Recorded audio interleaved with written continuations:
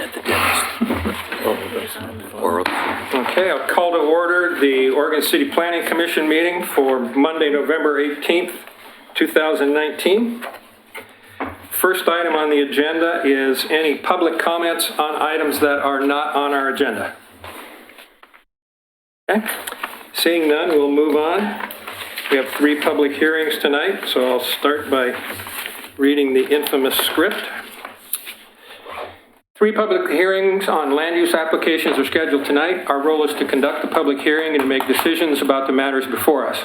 In making those decisions, we must apply the applicable codes and laws and cannot vary from or change those laws or codes. Members of the Planning Commission are to be unbiased. Before the start of each hearing, I will ask the commissioners whether they have any potential conflicts, such as family, financial, or business relationships with any of the applicants or with regard to the land in question. I will also ask whether any of the commissioners have discussed the application in question with any of the parties or have independent knowledge of relevant facts, such as from a visit to the site in question. Any member of the audience may question any commissioner about their disclosures. A staff report has been prepared for each application and has been made available to the public 7 days before the first public hearing. The staff report identifies the approval criteria that apply to each applicant's proposal. Staff has analyzed the criteria which are contained in the staff report. The quasi-judicial hearing procedure that the Commission will follow is set out in state law and the Oregon City Municipal Code. Hearing procedure steps are shown in the chart on the wall. Anyone wishing to speak should fill out a speaker's card and give it to the planning staff before the hearing. Speakers will proceed in the order in which their card is received. You should fill out your address on the card so the city can notify you of its final decision. For the public record, please begin all testimony stating your name and city of residence. Testimony and evidence should be directed toward the applicable approval criteria. If you believe other criteria apply in addition to those addressed in the staff report, identify and discuss those criteria and explain how and why you believe they apply to the application under consideration. Any person may submit written material while the public record is open on each application. Any written materials received by the city staff during the time period in which the record is open will be placed in the record. Written materials submitted during the public hearing must be presented to the city staff in order to become part of the record. If a person intends for PowerPoint presentations, oversized poster boards, reports, pictures, or other exhibits used in their oral testimony to be placed in the record, copies must be submitted to the city staff while the record is open. If they are not given to staff, they will not be included in the record. Any person wishing a continuance to present additional evidence and testimony or to keep the record open to respond to new evidence must make that request before the public testimony portion of the hearing is closed. If the Planning Commission makes a decision with which you disagree, any issue that you may wish to appeal must have been raised on the record for the consideration of the City Commission or LUBA or both. Without raising the issue on the record with sufficient detail and accompanied by statements or evidence that the city and all parties can respond to, the issue will not be deemed appealable to the City Commission or the State Land Use Board of Appeals.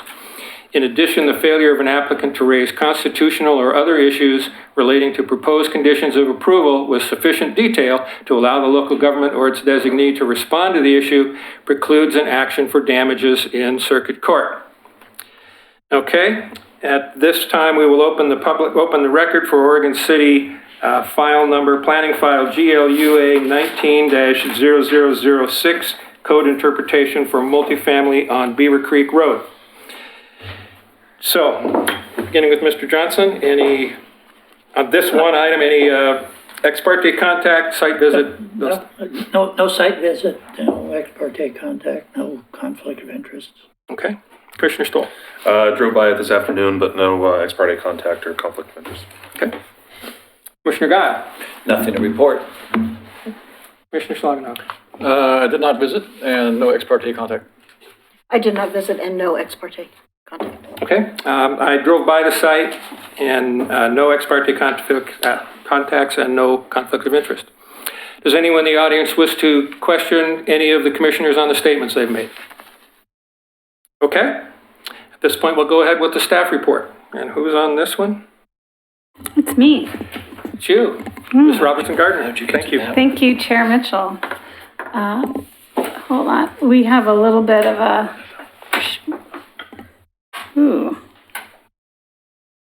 We are sharing a computer. There we go. I find the right. Okay, I apologize. Usually we have 2 monitors, and I'm sharing 1 monitor today.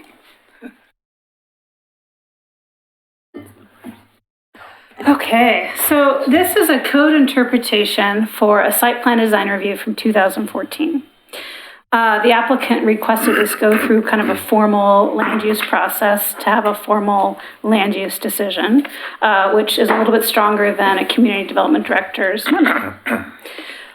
So what is not being reviewed tonight are the conditions of approval for site plan 1401 Villages of Beaver Creek, and we're not reviewing or amending any of those conditions, or the relationship to the Beaver Creek Road zoning and code amendments. So it's odd that we have this application at the same time that we're looking at the code amendments, but what we're asking tonight is really the very specific question of, based on our code, is this decision valid? So I'd like to kind of go through what staff looked at in that determination. So this is the subject site. It's located just at the intersection of Myers Road and Beaver Creek Road. In Oregon City, the applicant is requesting to determine if the site plan design review for the plan and file SP 1401 is valid. So in the code that was previously enacted, which was the code prior to the August 2nd code amendments, a type 2 land use decision is void within 2 years of issuance unless an extension is obtained and or a building permit has been issued. However, an appeal of a land use decision tolls this 2-year timeline. So the 2-year period starts if this went to the Land Use Board of Appeals at the Land Use Board of Appeals decision. So if you if you appealed, your final decision isn't until however high you appeal, and that whatever body is the final decision, be it the Land Use Board of Appeals or the Court of Appeals or the Supreme Court, that decision starts the 2-year time period. The term building permit is not defined in our municipal code. However, it is the position of both the applicant and the city staff that a demolition permit is a building permit. So this is I'm going to walk you through why we believe that the applicant applied for a demolition permit within the time period and therefore is still valid.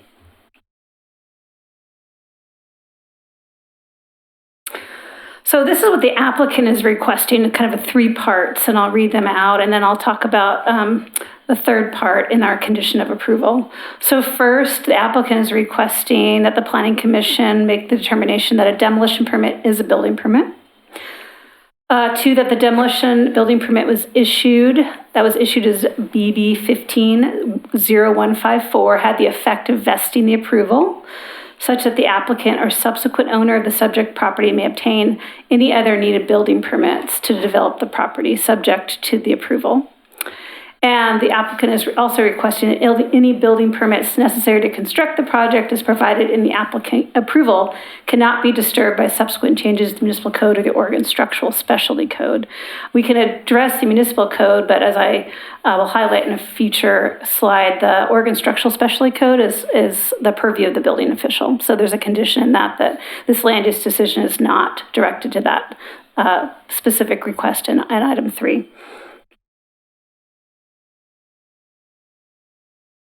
So if the Planning Commission does not concur with the staff's recommendation that a demolition permit does not constitute a building permit or that the site plan has not been vested in some way, the 2014 approval becomes void, and any development on site would require a new review process for compliance with the existing Oregon City Municipal Code. So some timeline to look at. There are a lot of dates being thrown about, but this is the timeline as we see it. The decision became final on August 27, 2015, when the Land Use Board of Appeals decision was not appealed. So a building permit associated with that site plan a couple days later was issued that day. A 1-year extension was approved to August 27, 2018. So a demolition permit associated was issued, April 28, 2015. So the demolition permit consists of removal of a home and accessory structure to allow for the construction of a 121-unit multifamily complex and 59 live-work units. And the demolition was included in the site plan and design review approval.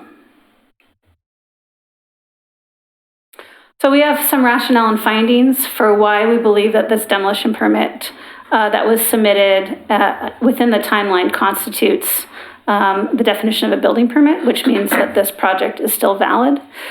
So the demolition request was made on the city's building permit application form.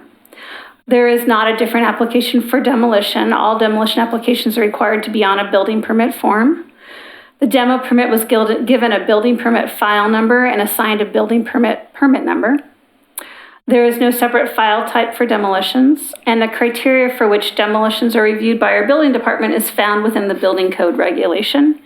And the city has consistently processed demolition requests in that manner.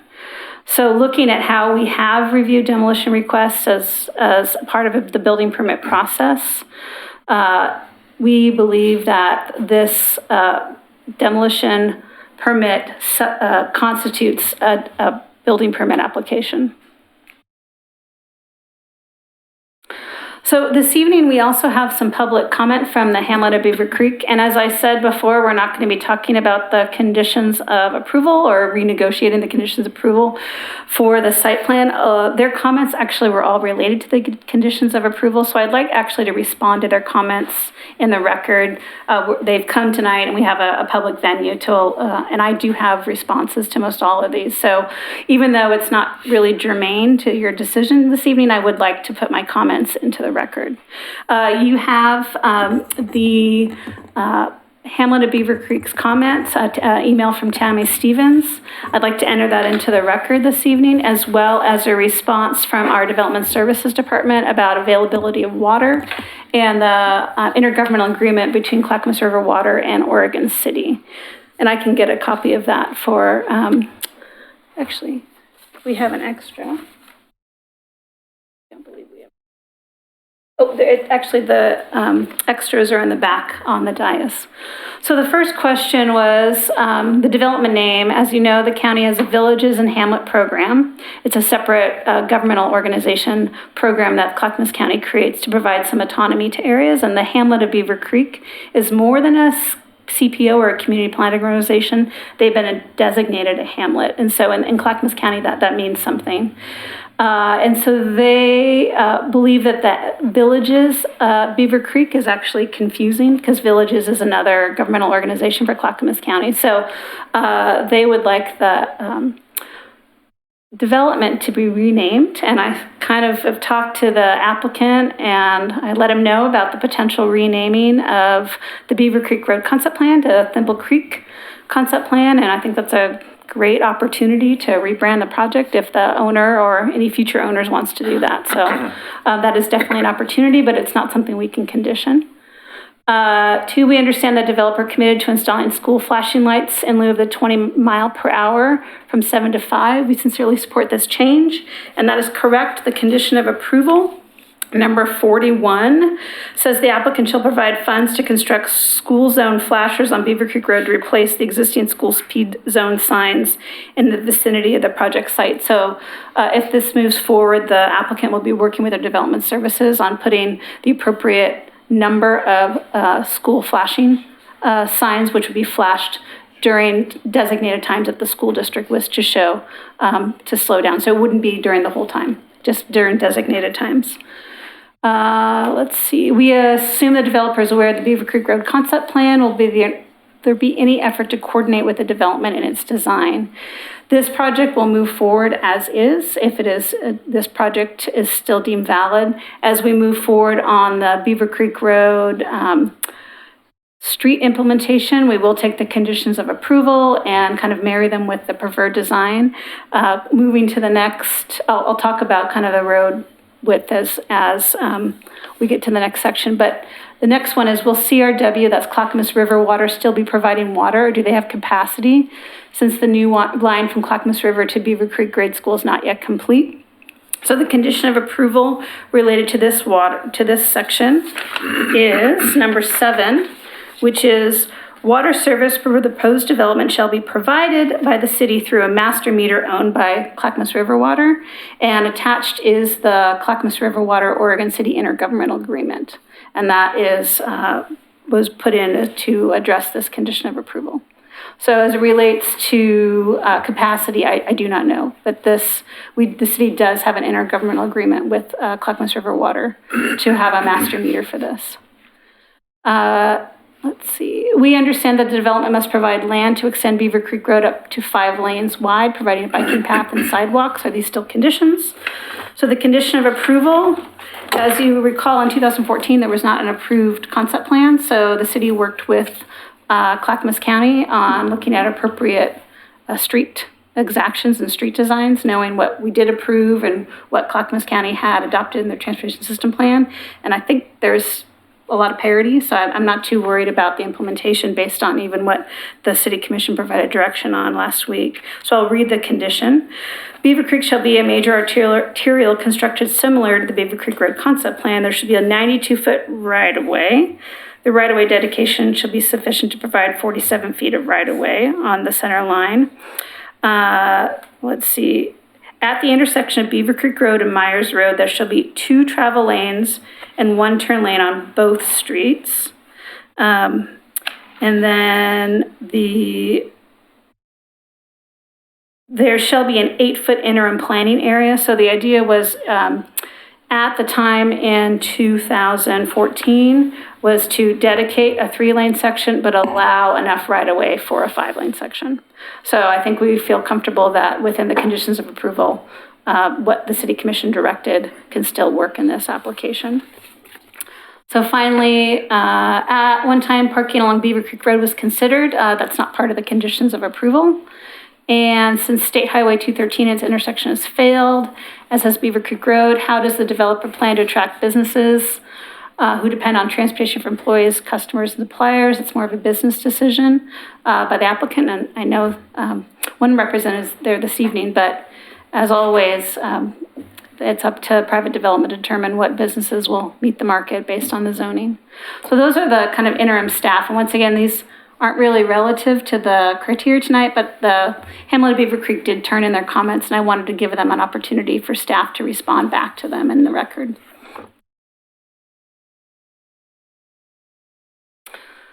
So what is staff's recommendation? Staff recommends that the Planning Commission approve file GLUE 19-0006, which is CI 19-002, the code enforcement file, based on the findings and exhibits contained in the staff report, specifically what we believe our definition of a building permit is.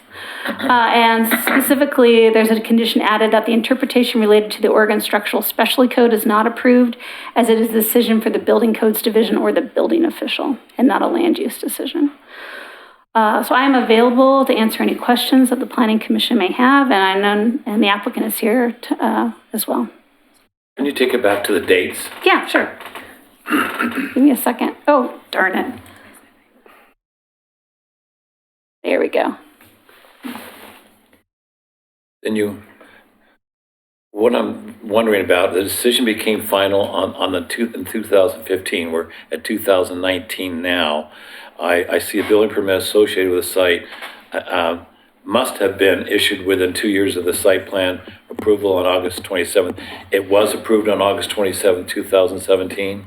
It was approved on August 27, 2015. What you add another 2 years with another extension, which to 2018. However, the applicant pretty much the next day turned in the demolition permit. So if you look down at the blue, so the green was the final decision, August 27th, 2015. The next day, the applicant came in with a demolition permit. That says April. Those are 2 different months. It says 2015? Oh, April, I'm sorry. Before that, correct. You're right, it is April 2015. So it's been 4 years. It has, however, they are still in our building permit process. The building division is reviewing, and they are still in our building permit process, and they are ready to Why do you have up release here the must building be permit. within 2 years? They must submit a building permit within 2 years. Issue a building permit. So the demolition permit was issued, In 2015? correct. But it's been 4 years now, so I don't understand what the delay is. They're within the building permit process right now, and so it is not, the building permit has not expired. Even though it says 2 years? But if For the I'm planning confused approval. about If I can the timing of clarify. the dates. They had 2 years, but it took them 1 day to. I mean, not one day, No. sorry. So under But our it's way old back in code, 2015. It was. under our old code, you needed a building permit to be issued on a whole project. And then your planning approval is good forever. No end date. Forever. A building permit. And earlier this year, we had a foundation-only permit for a multifamily that was issued 15 years ago. And they came in and built the building this year.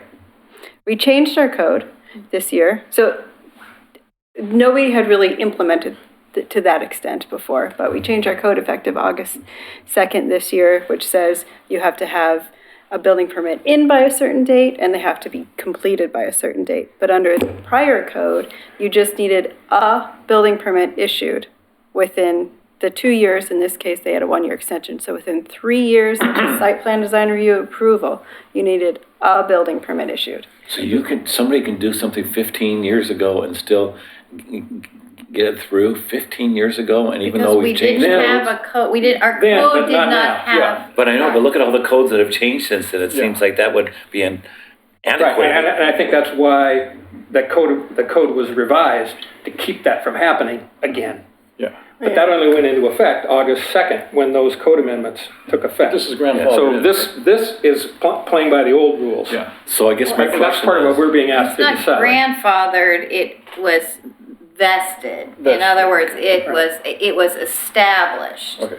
It was Not the authorized, pursuant to the old code. Okay. so again, the dates, the next line says a 1-year extension was approved August 27, 2018. That's also more than a year. So that extension at that time, extending, issuing a building permit associated with the development to the end of August of last year, and now we're looking at it still, but you said it's as long as the building, They already Permit is- had the building permit Okay. issued for the then what's the demolition August permit. 27th They date? have building permits submitted for all the buildings, they're just not issued. So Okay. I'm sure to be extra safe, they did the 1-year So extension. all we're deciding tonight is if we approve it being this far out? I mean, obviously codes have changed. I don't know if the road itself has changed. What you're looking or- at is a couple things. One is, does a building permit does the demolition permit qualify as the building permit within this context? So we know the rules were a building permit needed to be issued within 3 years in this case. Did that happen? And is the demolition permit sufficient for that? And then, what was the other one? The second question we're asking? Anyway, we can just talk about that one first. That's the Yeah. biggie, right? Okay. What does Carrie think? It's a legal issue. Well, Okay. here's why it's before you. I'll explain to you why it's before you. City staff has the ability to make decisions that are clear and objective, right? How tall a building is, what the setback is. We went through all that with the equitable housing stuff, right?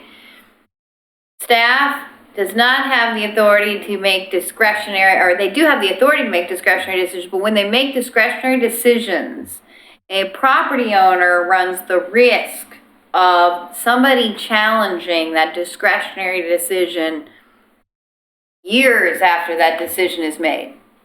And so a property owner wants certainty about what it is they have authorization to do, or the validity of their permits, would come to the planning commission and ask that you bless that discretionary decision. Because the code does authorize staff to make interpretations, and they do make interpretations, and usually they, go along. But when, money's on the line, an applicant wants certainty that their authorization to build something is still valid, because they don't want to invest more money and then have it turn out that somebody challenges it and then they're in the soup. So they want to bring this up now is the reason why. Okay. Okay, so on that same question that we're still on the first one, there was nothing in the city code. You just thought that demolition and building codes were about the same, and so that's why can you explain that a little bit more? Yeah, so the city has so there's a couple things. The application for a demolition permit is on a building permit application form. Is it a checkbox or something? Yes. Or just, Yeah, it's the same form. Okay. We don't have, So that's one. We don't have a separate permit. If you wanted to submit for a demolition on a demolition permit, they're the same. And then also, we give it a building permit file number in our system. A demolition, you give a building file number to. Uh-huh, that's right. And the reason why we do all of that structurally is because demolitions are regulated by the building code. So they're regulated within building code regulation. So if you want to figure out what are the rules for demolition permits, you go to the building code. It's housed within that greater category. And so that's why everything is structured this way. And we've consistently been doing these procedures of treating demolition permits like building permits over the year. Quick question. What else is on a building permit application? Besides, is it plumbing or are those separate? Plumbing is separate. So what else is on Mechanical is that separate. form? On the building form, what else can you apply for? There's one in the filled out one is in the applicant's package Just make sure that we tree got. planning's not on there because. No, that wouldn't- tree planning's not on there. Okay. It's only really for building permits. Building and Demolition, what we're saying is demolition is a form of a building permit. Okay. So the building permit form is only for building permits. Do you have that? Demo. Demolition is a form of a building. hold on. Is that changed now and under the new codes that Nope. you're still gonna keep it at the same form? Yep, Without- it's all out of our building department as well. Yeah. And the state building codes division regulates all of our forms as well. So we have to seek their authorization and approval before we create all of our forms. And we're not allowed to deviate from statewide standard forms. So on the back of my mind, I can't help but think it's been 4 years since this all started, since 2015, and we're probably not allowed to ask, are they meeting our current codes amendments, changes, or is something so outdated that if we approve it because of the timeline, that it's gonna go contrary to what we've all worked on for the last few years? Oh, the code amendments effective Yeah. August? I I mean, haven't does it done the still meet all analysis, that? but generally, we made our codes easier to meet, Okay. not harder, but I haven't Okay. done the analysis. On the top of the building permit form is type of work.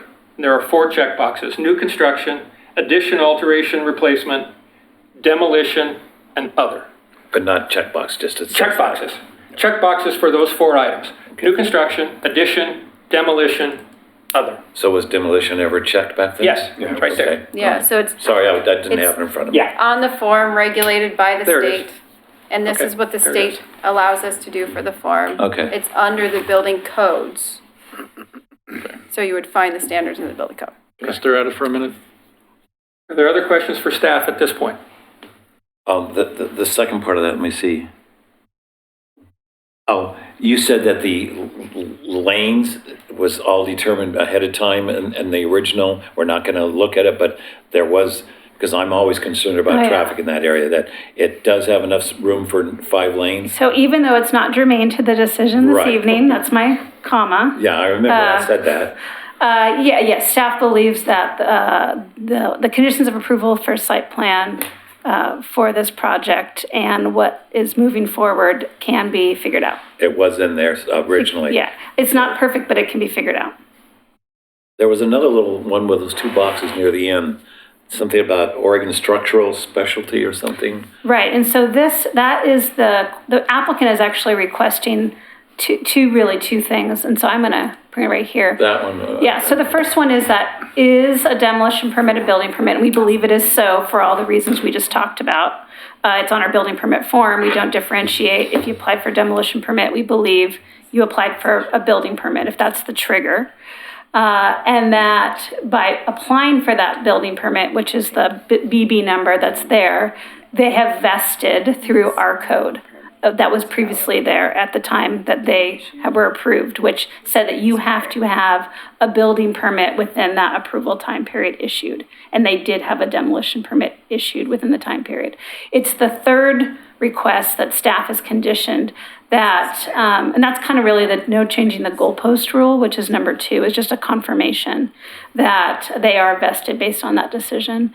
Number 3, the key thing that this land use process can't do is vest anything in the Oregon Structural Specialty Code, because that is done through the building official and the building codes division. I guess that was my question. What is the Oregon structural specialty? So that's part of the building code. So Oh, okay. really the building code and any municipal code The building code is actually worked through the Oregon Building Codes Division, so that is just always separate than land use. So this land use process cannot put conditions on the Oregon Building Code. It's things like how you frame a house and how much insulation you have to do and how big the Yeah, foundation. so if should the be. building code It's changes, structural they, stuff. yeah. But that's state control. Yeah, so the kind of the criteria for building codes is not vested with your land use decision.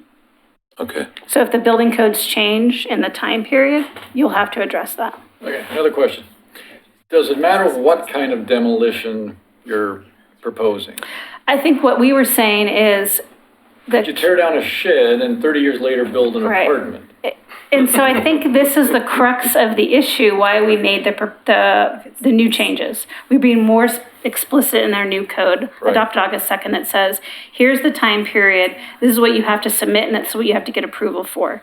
What we have previously is our code section, which is above, which is less clear, which is a type 2 land use decision is void within 2 years unless an extension is obtained or a building permit has been issued. So what we're saying is a building permit, not the building permit for the whole project, a building permit, and we believe a building permit has been issued for this project. Does So- this change at all if there's a change in ownership? I keep thinking, what's taking No, 4 land years to use, get to land this use point? decisions run with the land. Okay, run with the land. So even if you change ownership of the land, because again, I still keep wondering why 4 years has taken so long to get to this point to us. Which is some of the reasons why we changed our code, but we're working with the code that was enacted at the time this was approved. All right, thanks. Additional questions for staff at this point? Yeah, is this going to affect properties from now on, or are we just trying to? We're cover cleaning this up old one? old projects. Okay, And so if you are new today, the new code, I'm going to look to Laura Turway because I don't have it memorized, the new code about expiration of approval. I think you get 3 years after your planning approval to submit building permits, not issue. And then you get 5 years to have them issued. And then once you have an issued building permit, you can also string that along a little bit, but So you can go 15 years again. 8. I mean, To we have could them approve, issued. we could approve this tonight and it could be another, it could come back in another 8 years. Well, this is under the old code, and the old code did have no cap. Okay. But on the new code, there's that backstop now of 8. And that was because you get things like the Cove or this project, for example, where you have lots of buildings. The idea that all of the buildings would be built fairly soon after approval. We want to make sure that there is enough sufficient leeway to build a multi-phase project. Okay, so once this is vested, once this is finalized, from here on out, does a demolition permit still vest a project? So the new code is submittal of a building permit. So if they submitted a demolition permit, that would vest a project. Normally now we granted more time though. So normally within 3 years of the planning approval, you'll get submittal of something. Okay. They can still tear down a shed and then sell the property and somebody else can Yeah, in this case, build they tore down a something. house and an Tore down a accessory house, building. but they're building a much more, Yeah, much in this bigger case, they project. also submitted all the other building permits. They're just not issued. Yeah. And they went through engineering review. but if we open that door for someone may want to use that. So I'm just seeing what kind of power a demolition permit will give Can- someone in the future. It's more of a technical Can you question. hold on to that question? After we decide on this particular matter, I'm going to make a suggestion, not related to this specific one, but going forward. So Sure. hold that question. That's a good question I have also. Okay, yeah, hold those if you would, And I please. do know we have probably public comment. I have not Yes, received any other cards questions yet. right now for staff? So are you going to respond to that before we have to make a vote on this one? Well, what happens, we're being asked to decide basically one thing. Is a demolition permit a building permit? Well, The question of whether or not it affects going forward and can we change that is a little bit different. We have to decide this. right. But I'm thinking, what does that open But up? then And do we need to come back and visit going forward, should a building permit, or should a demolition Yeah. permit be a building permit going forward? But we have to decide this based on the factors that staff has put before us, that it's on the Right. same form and there's a checkbox and so forth. Yeah. Or the one you proposed will be another 3 years to maneuver back and forth and discuss. I would suggest if the planning commission didn't want a demolition permit considered a building permit for the purposes of establishing the validity of a permit, you can suggest a change, and I could ask the city commission if they will include that in 3 their round years. of code amendments on December 4th. So if there's a problem, we can maybe try to solve that, but this is a very specific case. Yeah. Yeah. Okay. Okay. Sounds good. Okay. All right, at this time, we'll hear from the applicant, up to 15 minutes. And please introduce yourself and your city of residence. Good evening, Thank you for the good questions. Planning Commission. My name is Mike Reeder. I'm an attorney in Eugene, 375 West 4th Avenue, Suite 205, Eugene. Thank you for your volunteer service and coming here tonight to do the hard, heavy lifting. I will not need 15 minutes, but if you have questions of me, I'd be happy to try and answer those. I represent the current owner of the property, Evergreen Housing Development Group, and I want to thank staff for the work that they've done to provide you a staff report that is understandable and helpful to you. If I need to fill in the gaps, please let me know.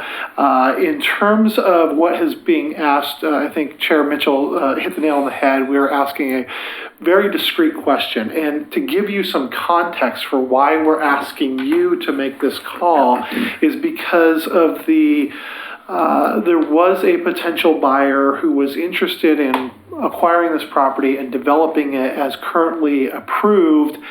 For a variety of factors that I'm not privy to and aren't germane to this discussion, the potential buyer walked away. One of the questions that they had was this question of, is a demolition permit a building permit for the vesting standard?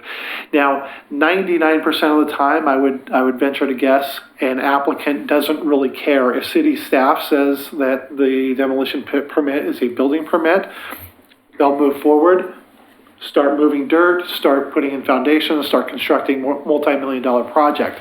However, since this property has been under severe scrutiny, it's been subject to litigation, that question became germane and important for that particular potential buyer. That potential buyer has walked away. My client continues to own the property. I don't know what we're going to do with it, whether it gets developed or not. This is one of those key decisions, though, that will help the development of the property. And so it made sense to come here to the Planning Commission to ask you to bless the interpretation of staff. It's been noticed so that anybody who wishes to join in this conversation can do so. If they don't, and if you approve the code interpretation as recommended by staff, then it becomes a vested decision that we can either rely on as the developer, or if the property is sold, a subsequent developer can rely on that. So really what we're looking for is certainty here, and we're asking for the Planning Commission to officially bless the interpretation of staff. And with that, I'd be happy to answer any questions that you might have. Any questions for the applicant? No, I think he took another little avenue to clarify it, and in my mind, it clicked, and says, yeah, it's basically what we've been talking about here for the last 35, 40 minutes. Okay, thank you very much. Thank you. Thank you. Okay, do we have any representatives of neighborhood association, governmental agency, so forth, wishing to speak? Any citizen comments on this matter? Okay, seeing none, then we don't need to go to the rebuttal. This time, close the public record, and we'll have discussions from more questions for staff if there are any, discussion from the commissioners, and hopefully get to a motion. I have no problems with it. Can you see the first slide? Yeah.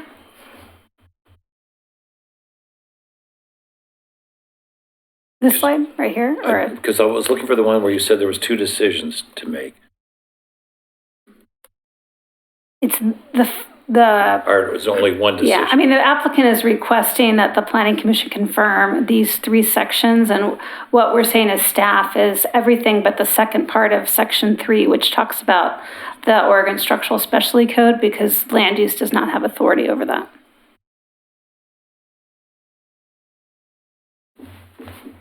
Or if we go forward with this, are we doing 2 votes on No, 1 and 2, or just 1? What is, the staff report recommends approval with the condition of number 3, which is, so I will go back to the recommendation.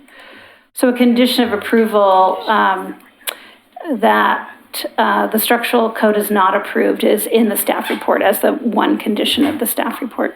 So if there is concurrence with this finding, the recommendation was to be approve staff's recommendation with conditions. With the condition, I guess, singular. Any other questions, comments? Someone care to make a motion? I guess I'll approve it. I'll move to, I don't have the number up here in front of me to, Oh, is it the 19, CI or CL? Oh, GULA 19-006? You can just say that. Yeah, that. Is there a second?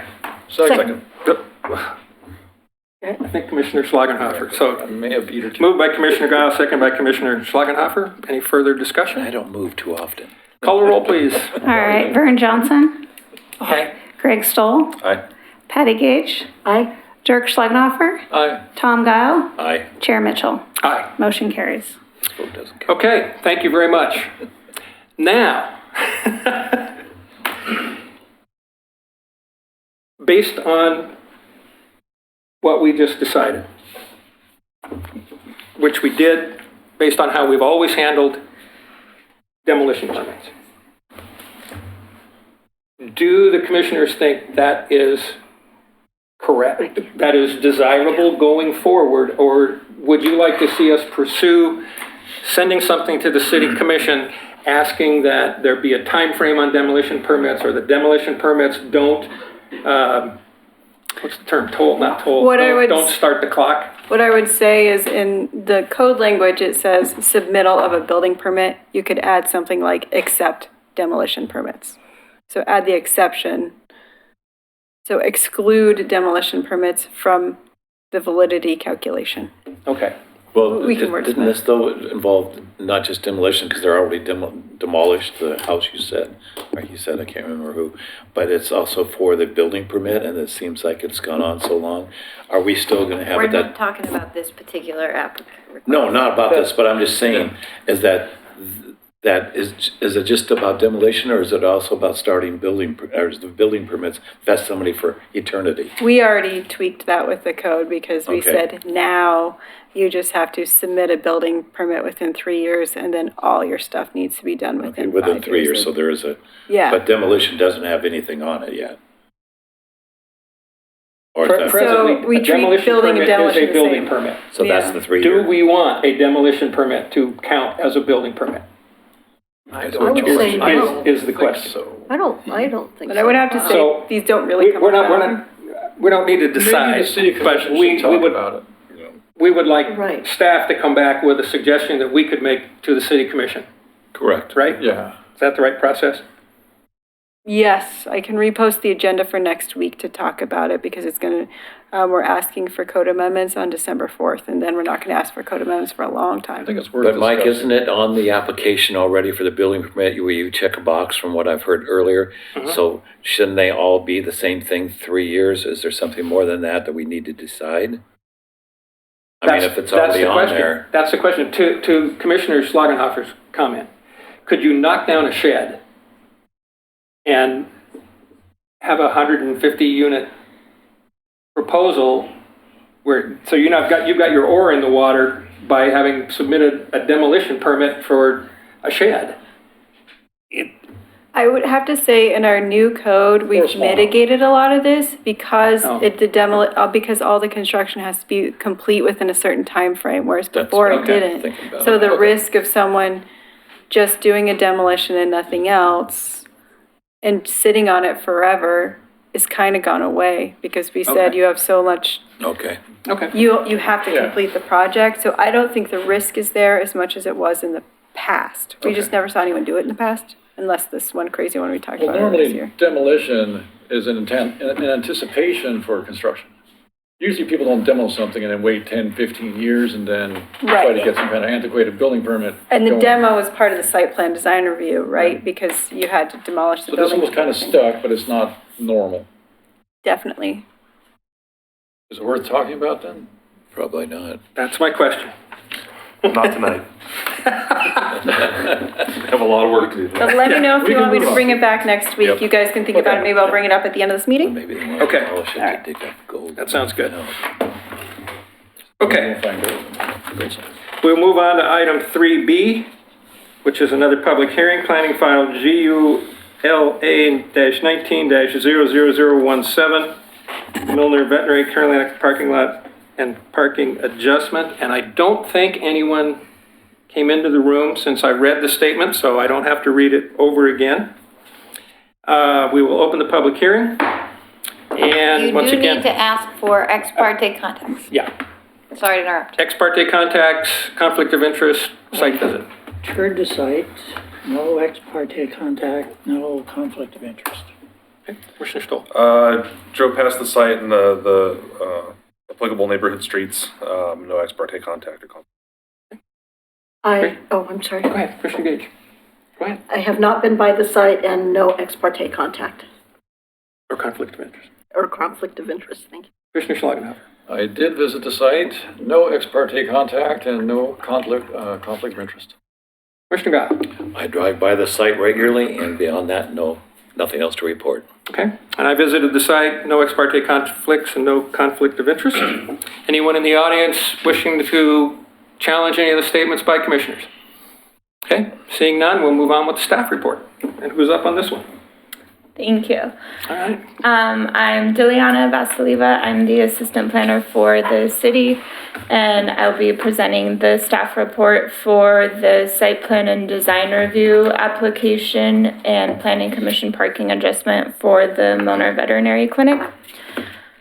The subject site is located on Warner Street between Malala Avenue and Prospect Street.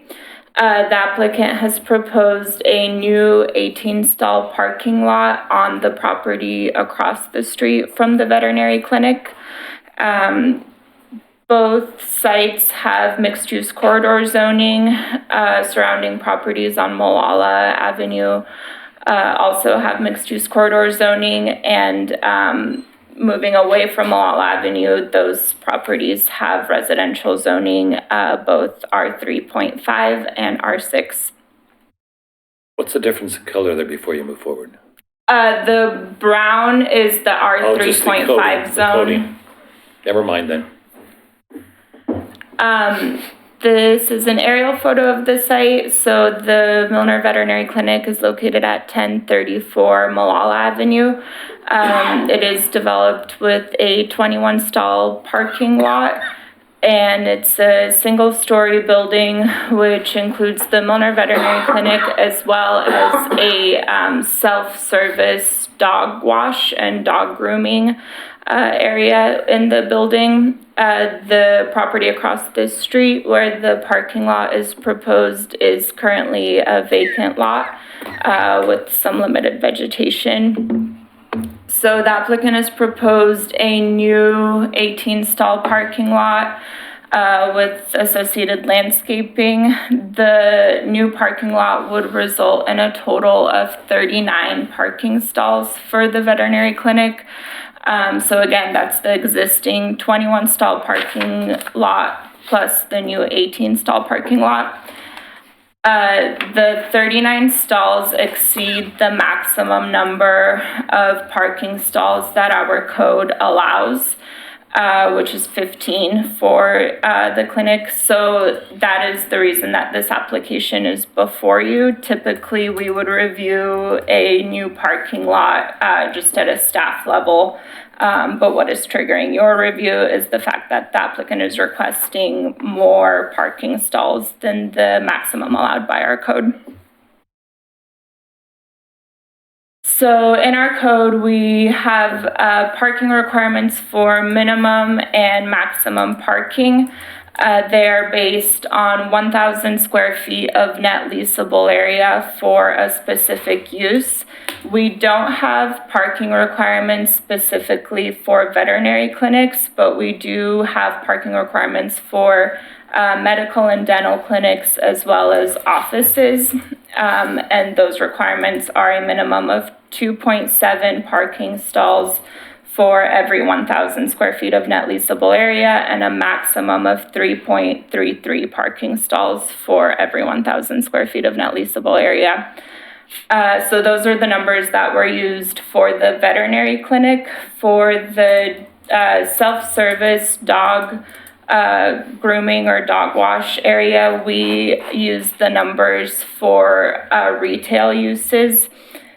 Just because with the dog wash, clients can drop in at any time, similar to a retail use, whereas with medical or dental clinics or veterinary clinics, clients are coming in more of on an appointment basis. So we thought it was more appropriate to use the retail parking requirements for the dog wash area of the building. So this is the floor plan of the building. On the right-hand side is the self-service dog wash and grooming area, and on the left-hand side is the veterinary clinic. So given the parking requirements in our code and the square footage of both uses, our code for the entire building would allow for, or would require a minimum of 12 parking stalls for this building, and it would allow a maximum of 15 parking stalls.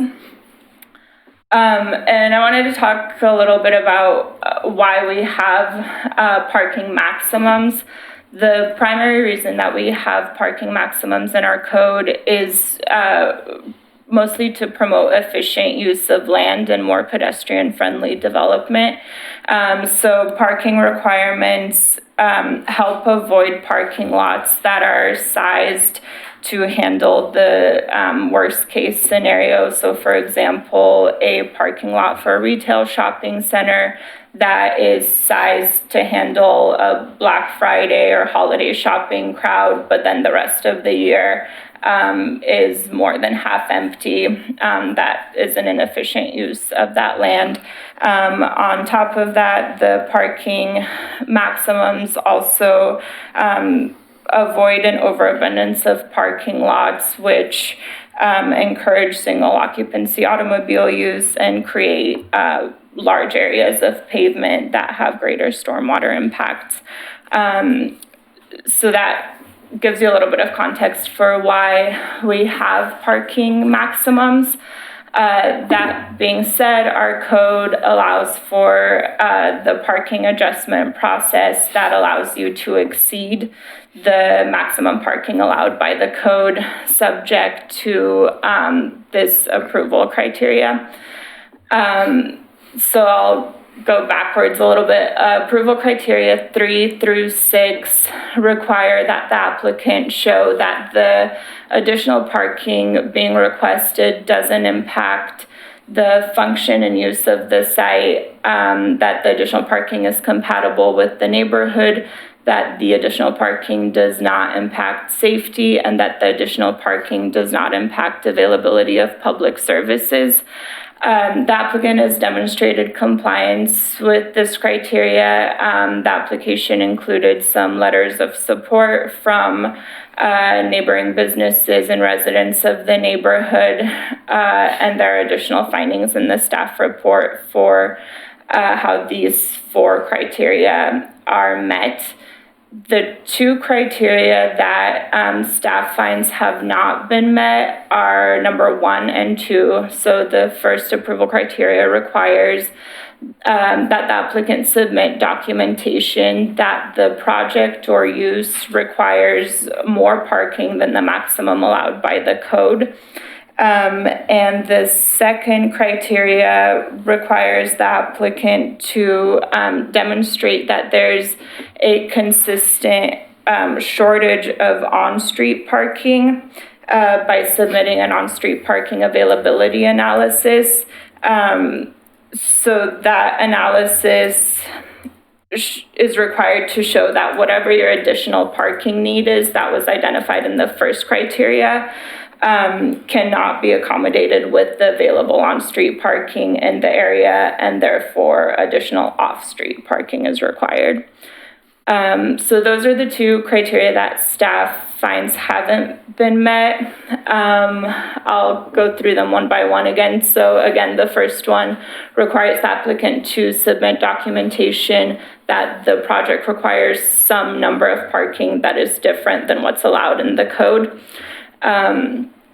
In order to demonstrate compliance with this criteria, the applicant submitted a parking study of Milner Veterinary Clinic staff and clients and the amount of parking spaces they need. The study was conducted over 13 separate days and included weekends and weekdays, and inventory of parking was taken at various times throughout the day. So in the applicant's study, the lowest number of Milner Veterinary Clinic staff and clients that were in need of parking that were documented during the study was 16. The highest number of staff and clients in need of parking documented during the study was 32, and the average number of staff and clients was 23.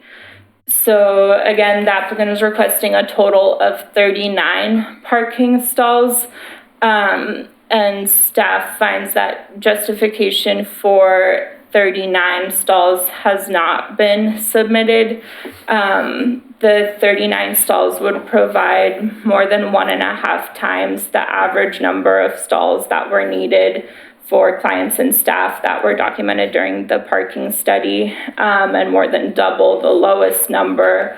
And the 39 stalls would be pretty significantly higher than even the highest number of needed stalls that was documented during the study. Part of the applicant's justification for the 39 stalls is that there are plans for a future expansion of the clinic. At this time, we don't have the details of that expansion, and we have no way to guarantee that that application would be submitted and approved, and if it were approved, that the expansion would actually be constructed. So we have to go off of the existing conditions rather than future plans. If that application for an expansion was submitted, we would evaluate the parking need based on the building's square footage at that time.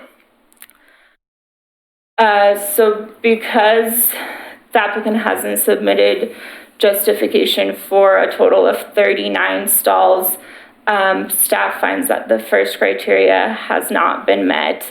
The second criteria requires the applicant to submit an on-street parking availability analysis to demonstrate that there's a consistent shortage of on-street parking and that the additional parking needs of the veterinary clinic cannot be accommodated with available on-street parking, and therefore additional off-street parking is required. And this criteria allows the applicant to take into consideration on-street parking within 600 feet of the site when conducting the on-street parking availability analysis. So the applicant did submit an on-street parking availability analysis, and there's a screenshot of it there. But the applicant's analysis included only the clinic property's frontage, which has 10 on-street parking stalls, and did not take into consideration on-street parking within 600 feet of the site. So that component of the application that is required was not submitted. So for that reason, we find that that criteria hasn't been met. but to get an idea of available on-street parking in the area, staff conducted an analysis just using the Oregon City mapping system, OC Web Maps, and aerial images would show that there are approximately 130 on-street parking spaces within 600 feet of the site. And driveway curb cuts, as well as areas where on-street parking is prohibited or not available, were not counted. So I used several different sources, which were the most recent 5 years of aerial images from the city's mapping system, the most recent Google Maps aerial images, the most recent Bing Maps aerial images, as well as Google Street View, to count the number of on-street parking spaces that were occupied at the time that those aerial images were taken. So on average, 23.75 of those 130 total on-street parking spaces were occupied within 600 feet of the site, meaning that approximately 107 on-street parking stalls are consistently available within the 600 feet of the site. So going back to the parking adjustment criteria, staff finds that the application does comply with the criteria for function and use of the site, neighborhood compatibility, safety, and public services, but documentation justifying the 39 stalls has not been provided, and an on-street parking availability analysis within 600 feet of the site also has not been provided, and based on staff's analysis that was done using aerial imagery, it appears that any additional parking needs that the clinic does have can easily be accommodated with the on-street parking that's available within 600 feet of the site. So for those reasons, staff is recommending denial of the application. At this point, we just don't have enough to make the findings to approve the application. But of course, we're willing to continue working with the applicant to submit that additional information. So alternatively, the Planning Commission can ask the applicant to extend the 120-day review deadline and continue the hearing to a future hearing date to give the applicant more time to complete the study of on-street parking availability within 600 feet of the site. And once that's submitted, staff can reevaluate whether or not the criteria have been met. And I've listed out some of the upcoming Planning Commission hearing dates and the corresponding 120-day extension that would be required for those dates. Any questions? I sure do. Yep. Commissioner Kyle? As a business owner in Oregon City, I know firsthand how impossible it is for people to find parking spots, and especially downtown, let alone up there. Malala, I would not, if I had a pet, not want to park on Malala Avenue anywhere. You've got all these homes out there who, even in McLaughlin, they're always suggesting, park up there and take the elevator down. The neighborhoods don't like people parking in their neighborhood areas. It seems to me that this is an improvement to a lot that has, that they're going to put some landscaping and some plantings around. And while we cannot think about future expansions, I'm sure that that might be in the mix, but we can't consider that. My point is, it seems that we've gone out of our way, the planning department, to severely limit a growth of a company or a business that serves the community. We're pushing everybody to, if you can't get in there, park in front of all those homes, park on Malala. And same thing exists downtown. People can't find parking spots. And most of the people who go to a veterinary clinic have a pet with them or a dog. They're not going to take it and walk all the way around from another block or 600 feet. And to me, it seems our planning department is severely limiting another business due to parking. I see no reason why that can't be in there. The neighborhood agreed with it, a parking lot, and it would improve that lot. My thoughts. Is there a question in there? My question is, yeah, I'm making a comment, but my question is, why are we going out of our way to limit it? I know you've got those those formulas in there, but it seems to me that you're pushing everybody to go off to a side street. And I want to know why we're making it so hard for a business. Sorry. Yeah, that's, so I heard two questions in there.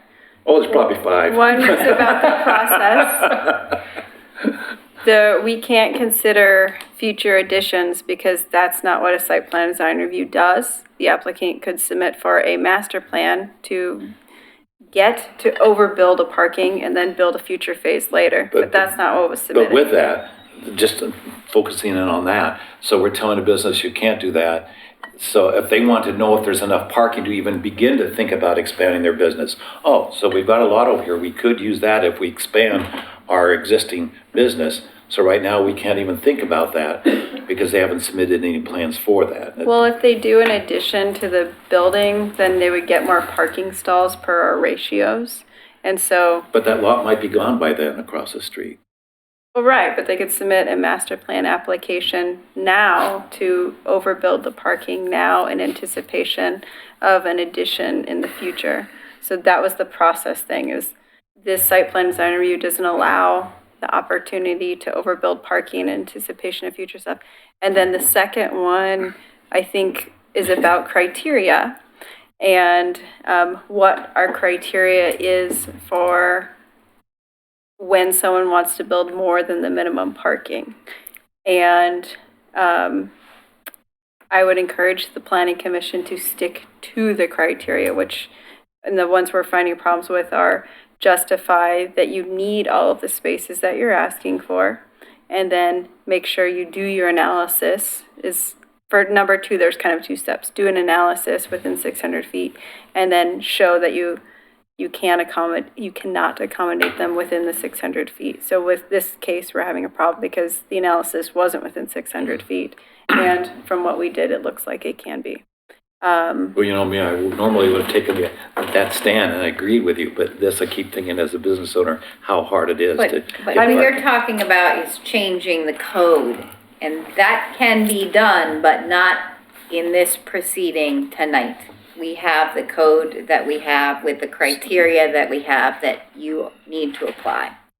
So you need But to we apply, can, there's we no, can grant a variance. that's what I'm asking, why isn't there a Yeah. variance? You have to show findings for whatever the approval criteria are. So these are the approval criteria. Did they show that they need the number of stalls that they're asking for? And did they show that there's not availability on street? That's the problem.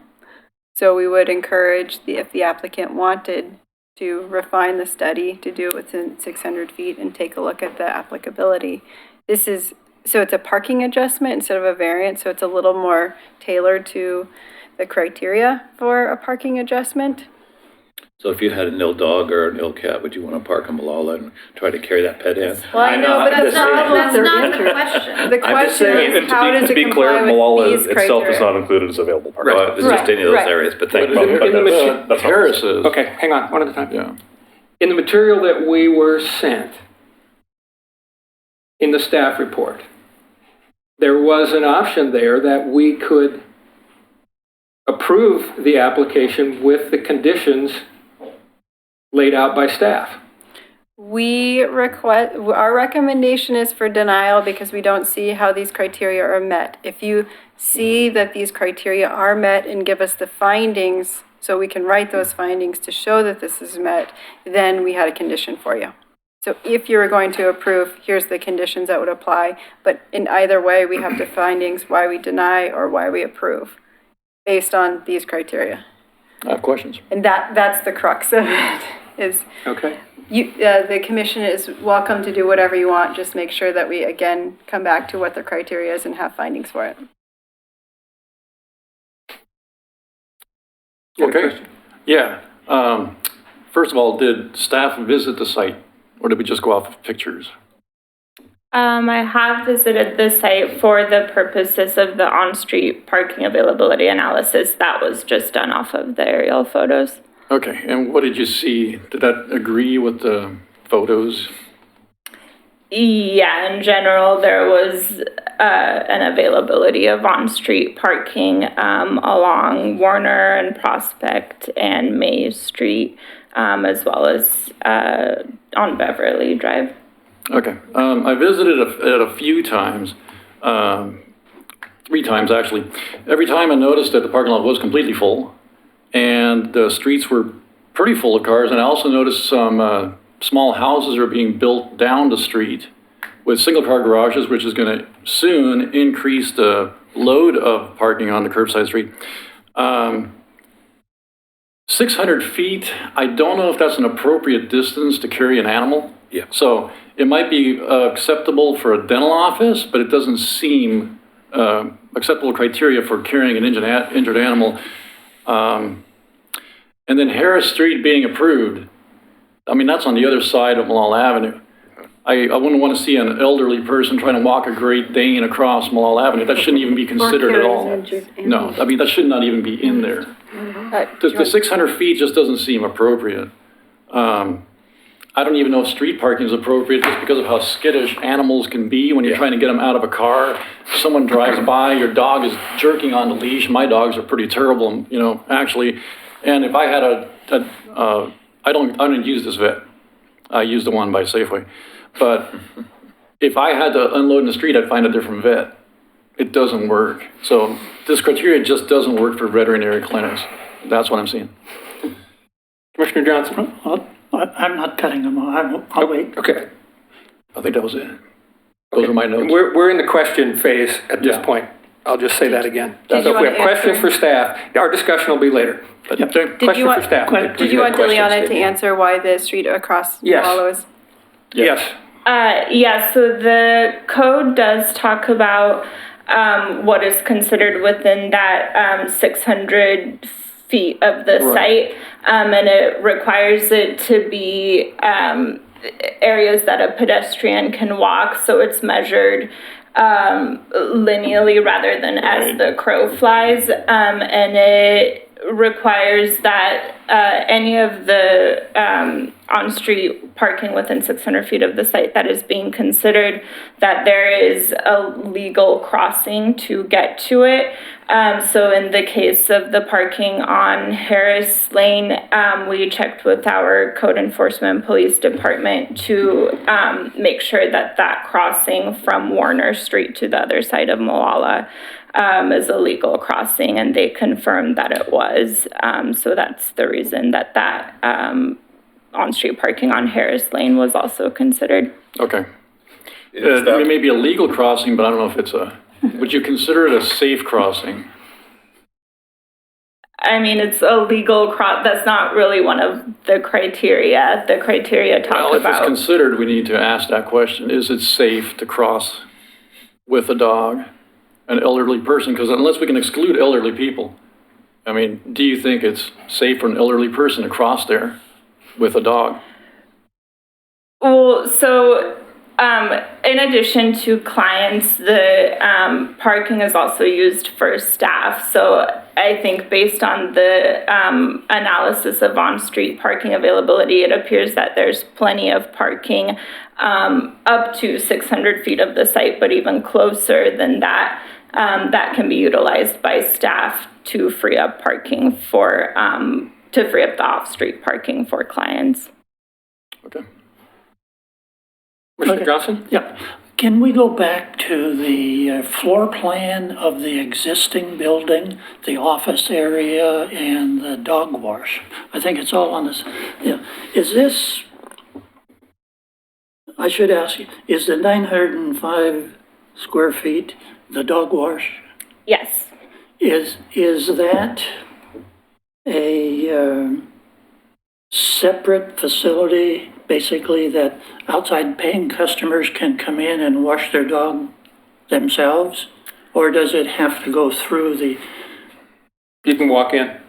I I'll answer believe that. that it has a separate entrance, but it's part of the clinic. I'll let the applicant clarify when he comes up. You can walk in without an appointment. you can And walk in without? there's a separate entrance Okay. and a separate receptionist. When you're done, you pay the Yeah, the I'm shared not getting into receptionist. that But detail. it's not related to an appointment or being a client of the doctor. How many dog wash stations do you have in that 905? have 6 stations. So if Or should we wait for We'll that need you question? to testify to that when you come up. Okay, I'll wait. Let's see, that was, I am agreeing with some things I'm hearing in this discussion and all that, but this was the big one, so I'll wait for the applicant. Additional questions for staff? I guess it's a question in the back of my mind, but I keep thinking if it's an empty lot, what does the city have planned for it? If somebody is wanting to do some improvements to it with landscaping and availability for parking for other people, or does the city have another plan for it? Sorry, it's in the back of my mind. We wouldn't regulate one permitted use versus another. That property can be developed with any permitted uses that are allowed in our code, subject to the approval criteria. So in the case of a new parking lot, it would have to be between the minimum and maximum number of parking stalls allowed by our Does the code. owner currently own that lot? I believe so. Okay, so they You should can be able address, to. please so they- address that when you come up as well. So they should be able to develop it as they want, except that the city has a code on parking. Right, provided that they comply with the code. Interesting, boy. Makes it tough for business here. Did you have something? Oh, yeah. Go ahead, Commissioner Stoll. Okay. If your parking assessment was based only on the satellite or aerial images, how did you account for mailboxes in terms of available parking? I used so the sources that I used to conduct that analysis include Google Street View, where you can, see mailboxes. And I'll also note that I was very conservative in that analysis. So if, the available curb length could accommodate exactly 5 cars, I tended to round down. Or if, it was too close to a mailbox where perhaps in the real world you wouldn't park there, I didn't count that. Okay. One major piece of information that I'm missing here. The applicant's asking for 39. They currently have 21. The maximum per city code is 15. Staff's opinion that 39, they didn't justify 39. How many parking spots did they justify? Based on the availability of on-street parking, I don't think that they have justified a need for any additional off-street parking, because any additional need that the clinic does have for more parking, it appears that it can be accommodated with all the available on-street parking in the area. Can you switch it to the chart? I did have another question based Okay. even on what Greg said. So I think you said in the opening up that you had No. letters of approval from some of the residents or the neighbors? So for a parking lot, so how many did you ask about whether they wanted cars parked in front of their lots? So the applicant submitted those letters of support from. Because I'd like to know what the neighborhood thinks of all these cars parking in front of them. I think all of the letters of support were supportive of the new parking lot. Ileana, can you change it to the slide of the number of stalls existing proposed in the study? Yeah. Thank you. So I know I threw a lot of numbers at you. I think this kind of summarizes all of the existing off-street parking and all the numbers that I talked about from the on-street parking availability analysis. So the parking lot now has 21 stalls with 10 on-street, so total of 31 if it's just adjacent. And they're proposing 39 of just off-street. Well, it does take employees off their lot and move them over there so more customers can get into their building. Again, we're not having an opinion about how well this code applies to the use. The problem is just the criteria. And I'm just referring to the fact that parking's a major problem in Oregon City, anywhere you go. Residents don't like it on their streets in McLaughlin, and same thing everywhere, downtown. So this is my opinion. Doesn't the code allow, the point of this hearing, as I understand it, or as I read it, is that code allows for additional parking spaces if the planning commission thinks that the applicant has justified those spaces, correct? There was the two criteria that staff flagged as problematic. One, you have to justify all 39, but of course you can condition it to be 32, which was the highest off their study. The second one I think is more problematic. It's that they have to do a study looking at the availability of parking within 600 feet. They didn't do a study looking at the availability of parking within 600 feet, just the adjacent 10 stalls adjacent to their use. And so the rest of the criteria was do the study and show that your extra demand cannot be accommodated on street. And so I think even if they did do the study looking at what Chris Diliana did, it may be problematic, but again, we don't have the study, we just looked at aerial photos, so. So if they had done the study, then the city has much like they have an engineer to review engineer plans, they would have been traffic specialist that would have reviewed it for the city to justify it? No, I mean, we agree with whatever information he gave us to begin with. We didn't question, I mean, he knows his business and his customers better than we do. And What does the parking availability analysis include? Would he have to go door to door to each neighbor and say, do you mind if we park a car in front of your house? What does it involve? no, it's not a permission, because it's public right of way, right? It's meant for all of the public. If you have a Tell that house. to a homeowner. Well, but that's what it is. The public owns it. All of us own it, and it's available for all of us to use.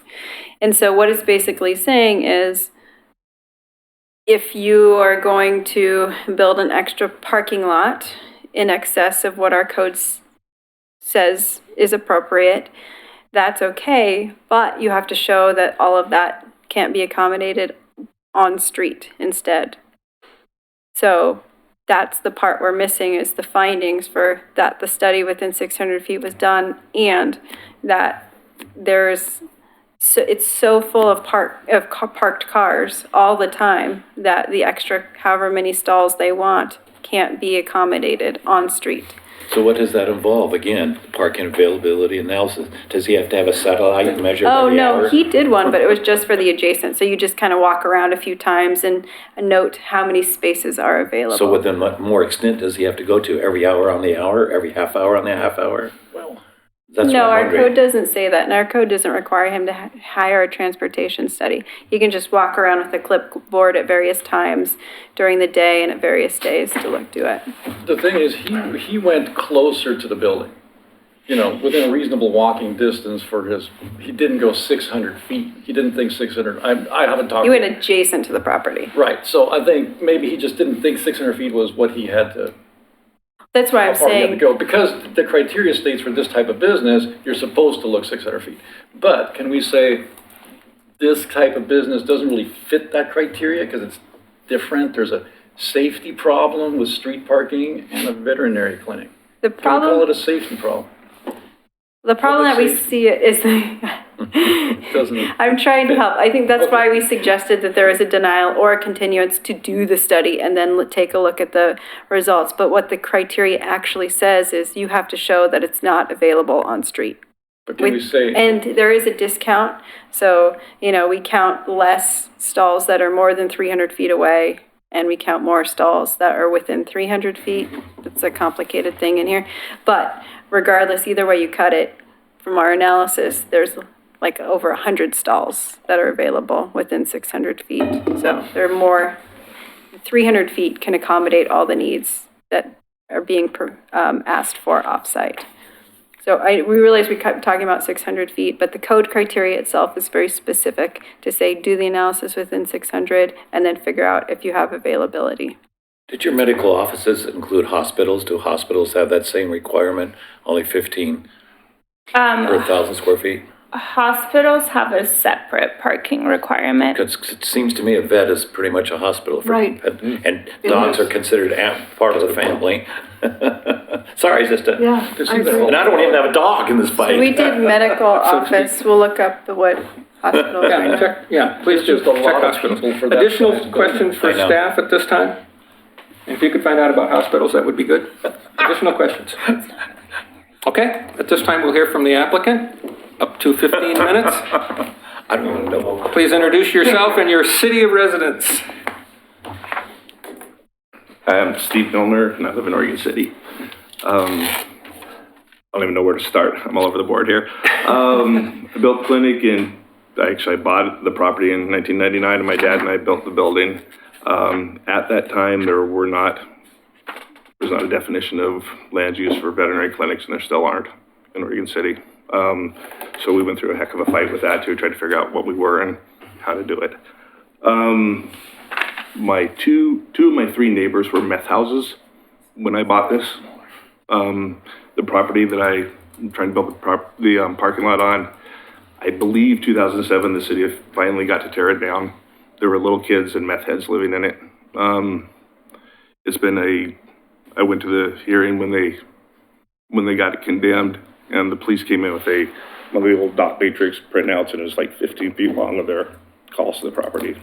This has just been an eyesore forever. It's been worse than an eyesore. At one point, we were shut down on a Saturday with the police, their shotguns across their cars, trying to get somebody out of the houses. It's not been a good property. We've grown. We've been growing 15 to 20% a year for the last 20 years. And when you started out at zero, that wasn't much, but 20 years into it, we're exploding. We've outgrown our building. I took my lunchroom, my office manager's office away from him a long time ago and made it an exam room. Took the lunchroom away from everybody about a year ago and made it an exam room. We either have to expand or we have to move. We're out of property. This piece of property came up for sale as a fluke. The two brothers that own it, one of them died. They own, 20, 30 properties across Oregon City. And if you look at the code violations, you'll know the Weldon brothers. One of them died and it came up for sale. It will never come up for sale again. It's the last piece of property in that area. There is no more. There were a lot of people looking at it, and I had to jump on it if I was going to move into there. To expand my building, I need to get rid of probably 8 parking spots. And I currently have 15 employees working every day. None of them live on bus lines, live around. I pretty much need to park them across the street so my clients can park in my parking lot. Train of thought there. You're absolutely correct about my clients not being able or willing to walk very far. The Harrison Street that you marked on there is much closer to Berkeley Hills Veterinary Clinic than it is to mine. It's on the other side of Malala. There is nobody in the right mind that's going to walk across that. A good percentage of my clients are elderly. Grandma carrying her cat carrier, 20-pound cat, is not going to happen if you're parking 600 feet away. The only sidewalks in the neighborhood are the ones I put in 20 years ago. So if you're parking out on Ballard Street or in those neighborhoods, you're walking down streets with no sidewalks, no street lights, carrying your cat in the rain. It's not realistic. And if you don't think it's realistic, my clients don't do it right now. Our parking lot's overloaded. They just double park. They park all over the place. It's a mess. My clients are great about it. I have awesome clients, but they come in, they park as close by as they could. We've had one person get hit by a car since we started parking on the street.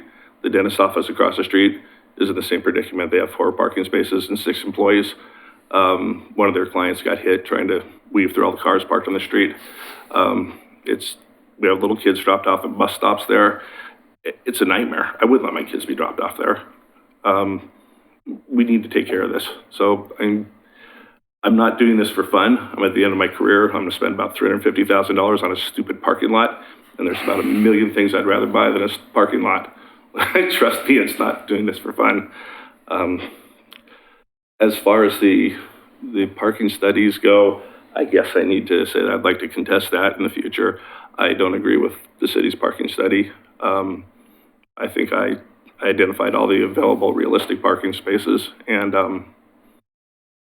when I figured it out, we were at 106% average of capacity. I need the spaces. My other point is, no, I did not submit the other half of my plans. I would like to add onto the building. I am $30,000 into engineering this. I'm $205,000 into getting here tonight to ask the question if I can use my property. There's no way I can afford to to engineer a building addition. I can't imagine that's $150,000 in engineering, just to ask if we can do it. So the process is pretty daunting.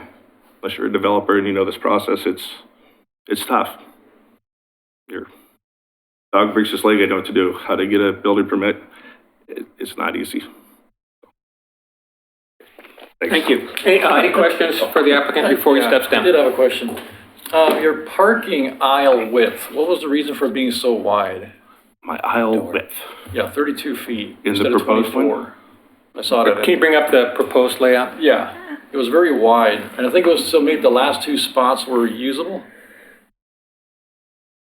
It's because 24 feet is like Home Depot. 32 is, I've never seen anything 32 feet wide, but it was written in there, that was one of the things they didn't like. The staff didn't like the 32 He's foot. talking about from here Yeah, to here. that's my guess, yeah. Just the way, I think that's how the way big the lot is. I, Would you have an my engineer did objection best he could to to? jam as many spots in there as he could. Okay, would you object to making that 24? Moving them closer together. That was one of their concerns, Why? because that's the maximum allowed by city code. Space in between there? Yeah. It's not going to, I'm still going to use the entire piece of property. You'd have to It's put just- more landscaping in? But yeah, they said 24 feet is a maximum distance between spots. Okay.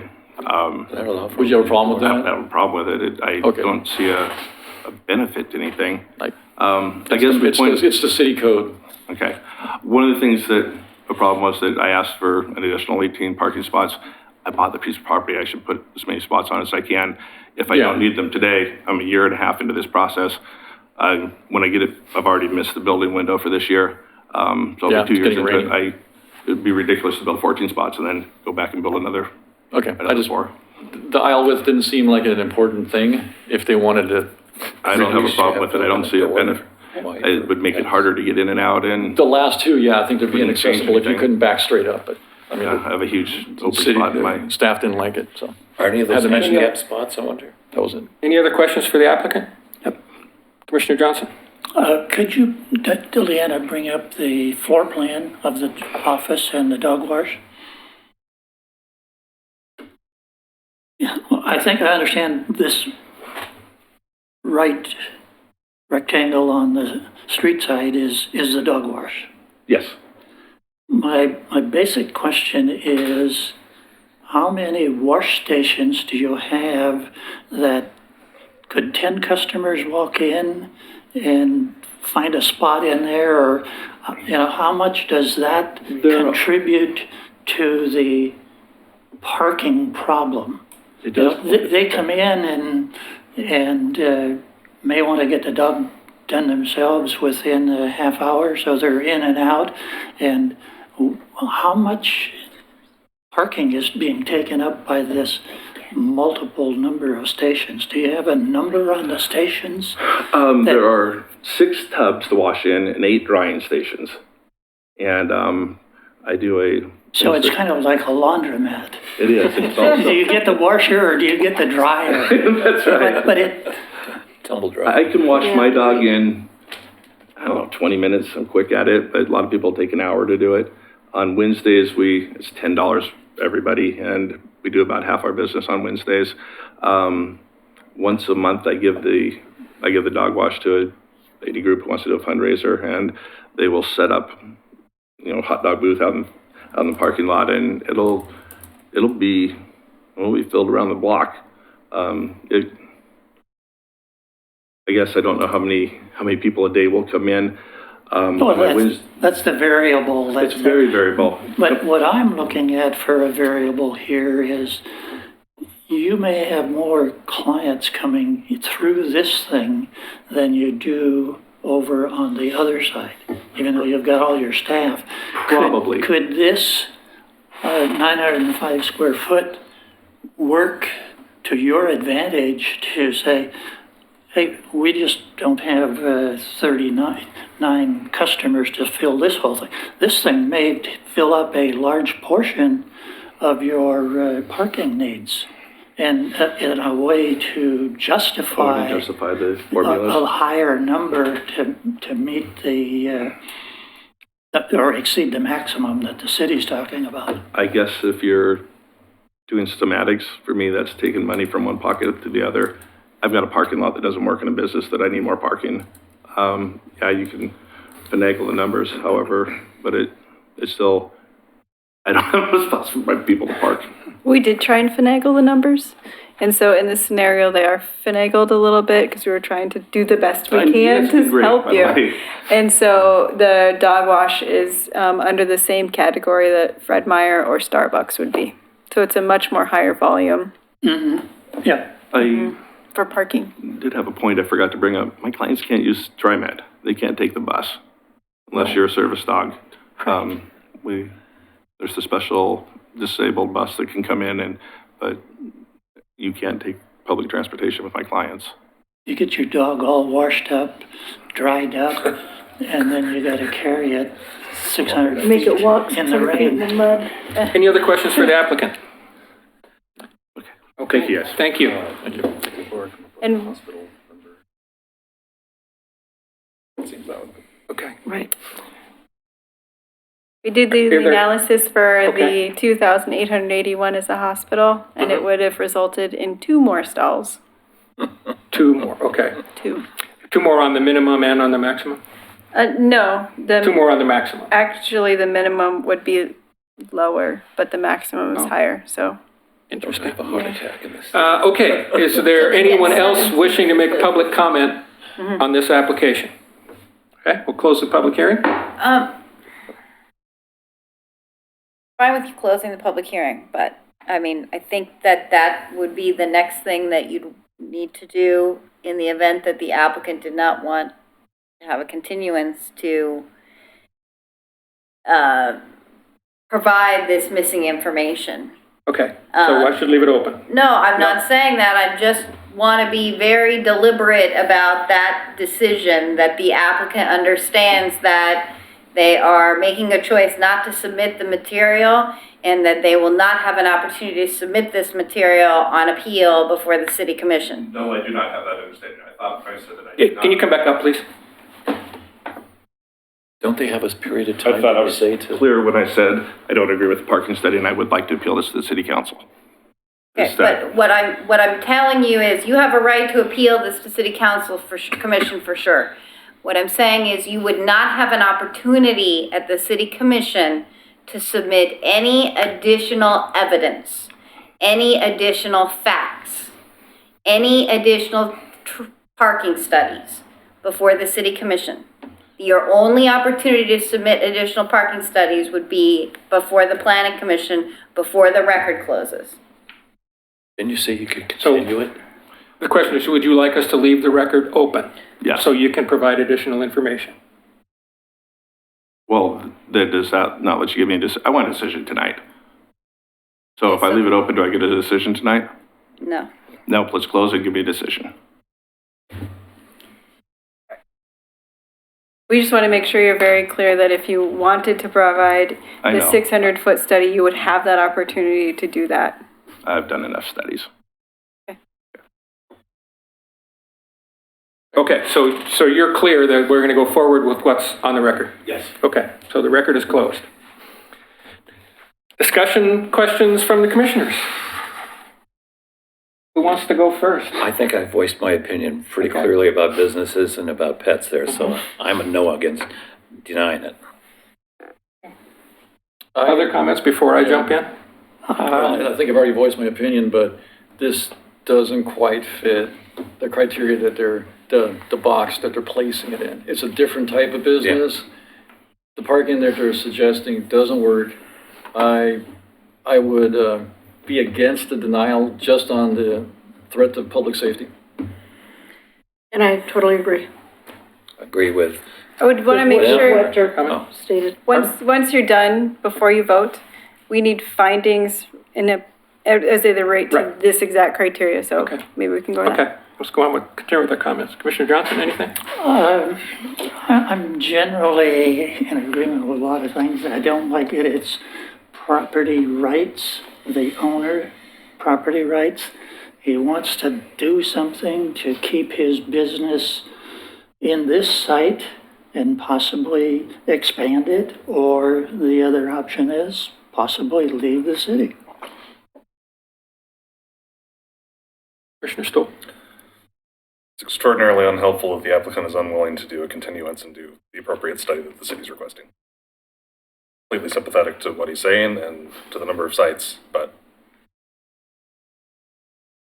the city's pretty clearly asking for information, providing ample opportunity to give that, for the applicant to give that information, and it's refusing. I've been giving information. Anything else? Can I add something to that? Sure.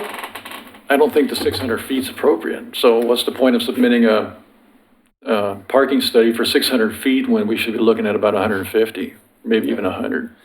Somewhere where they have a safe place to cross. You put them in a parking lot, they got to go across a lower traffic road. You put them anywhere else, there's no sidewalks. I mean, you can't control that. The only thing he can control is traffic in and out of his parking lots, to and from his parking lots. He can control that lighting. He can't control lighting down the street. So, and in many hours of the day, there's no light there, so that's where I'm good. Comment. Yeah, so Another comment? based on my site visit, the streets that are identified in the report, it's unreasonable to expect people to park on both sides of those streets until have 2 lanes of travel. The pavement's pretty narrow, there's kind of a gravel shoulder, there's no sidewalk. Even if with vehicles on both sides, there's not a lot of room. So just based on my site visit, I disagree with the 100 and some odd. Excuse me. parking stalls. Yeah. These are new facts that you're saying based on your Fair site enough. visit, and I think if we're gonna have those new facts, we need to reopen the record so that you can insert those facts into the record so that everybody gets a chance to hear them as part of the record. Isn't that part of just our opinion or discussion? Not when they are the basis for a decision. When you are evaluating the appropriate distance of 600 feet or not based on your experience from visiting the site, and your experience isn't in the record when the record's open, that's a problem. So, So Carrie, you're suggesting somebody on the planning commission says request continuance. no, I'm not suggesting that. I'm saying Yes, that it the does. chair opens the record, Commissioner Stoll makes the comments he was Oh, just okay. making.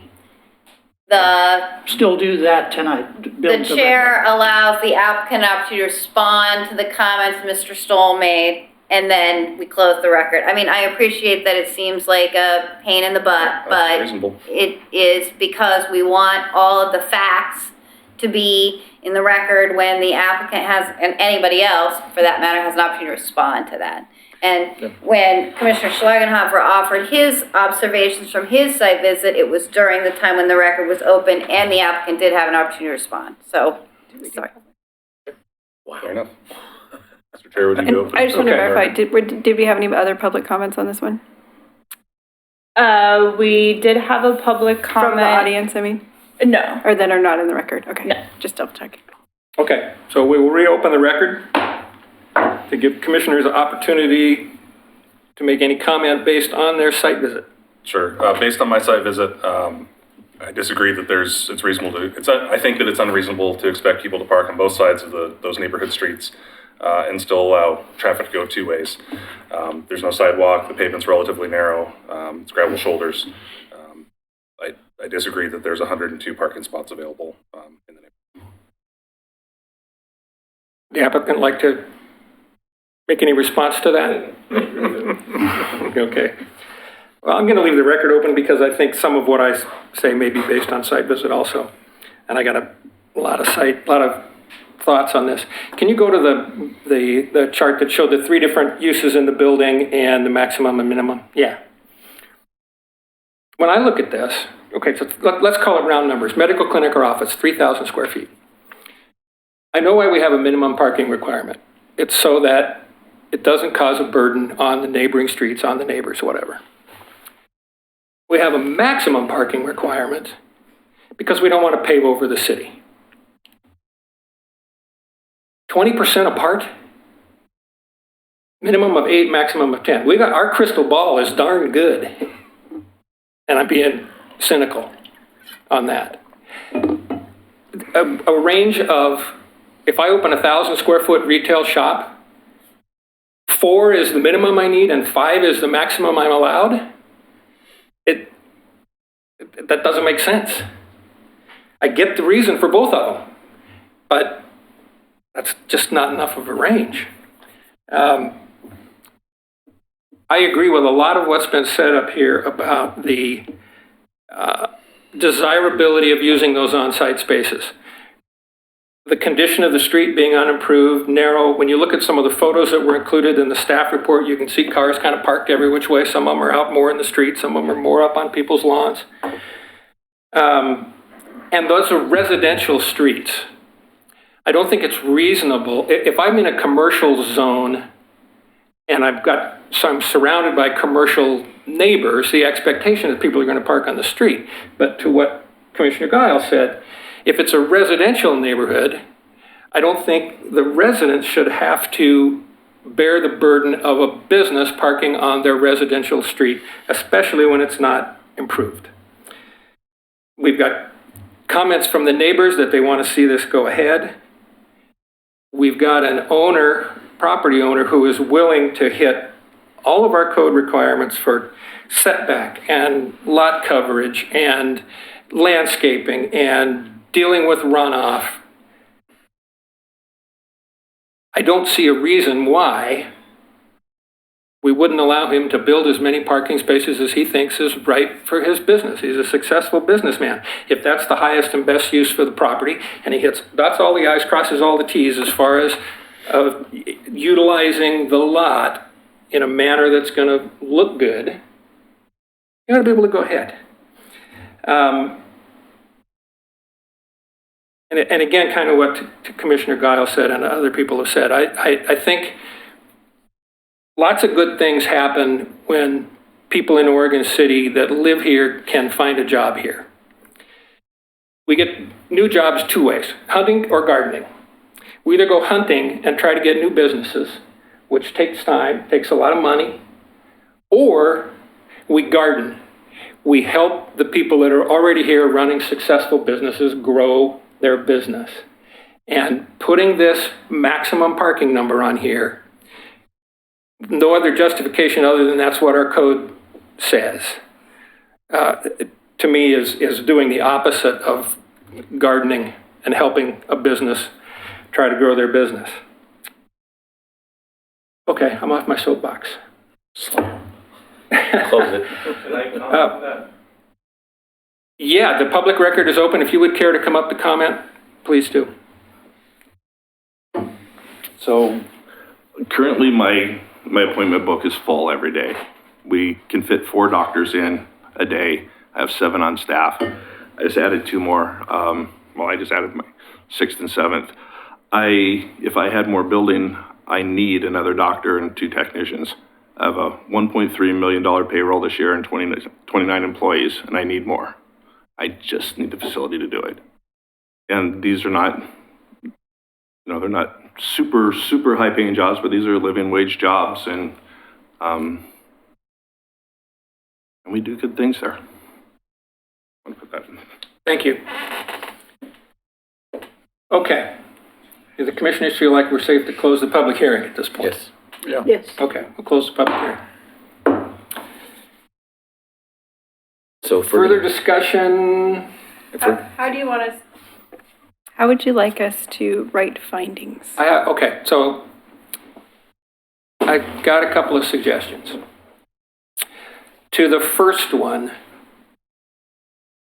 and we find that the categories of usage contained in the city code don't accurately reflect the parking needs of this type of business. That's in the staff report. Can you flip to the other one where it's how many, the shorter of the 2 grid ones? Nope, keep going. Keep going. Going back. Wait, the one you're, yes, this one. So what staff believes is the max is too low. The applicant clearly showed that there's needs higher than 15, which was the max, or it might be slightly more if you use the hospital use. But the most they ever had, so the average was 23 stalls, and the most they ever had was 32, but they're asking for 39, and that's where we're struggling.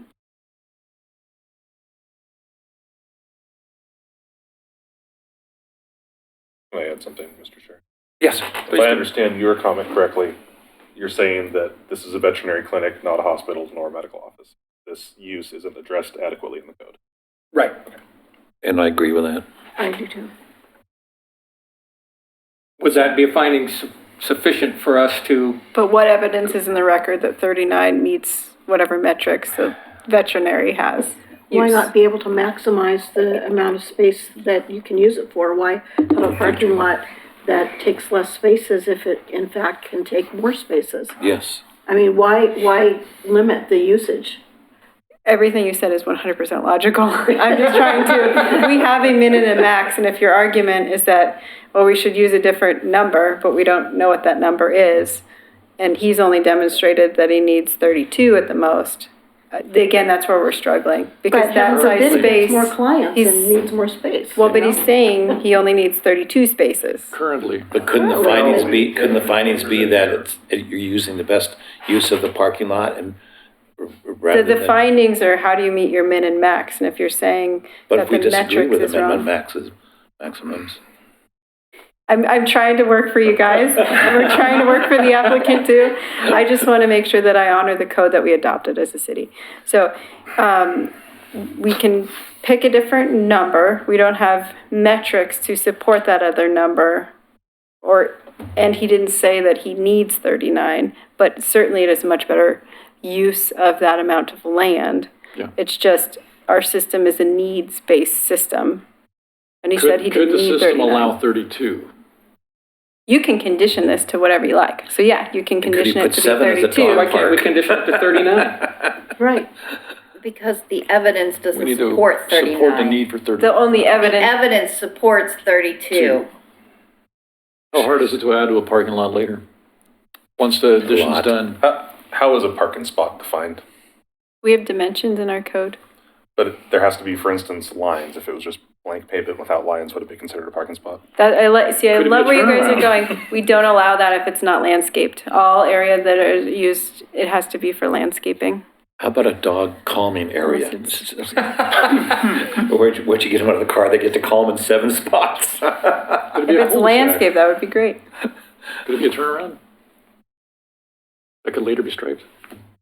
The question is if they're striping there. Right, but if we don't stripe it, could it be used as a turnaround, and then in the future, if he needs more space, it'd be turned into more parking?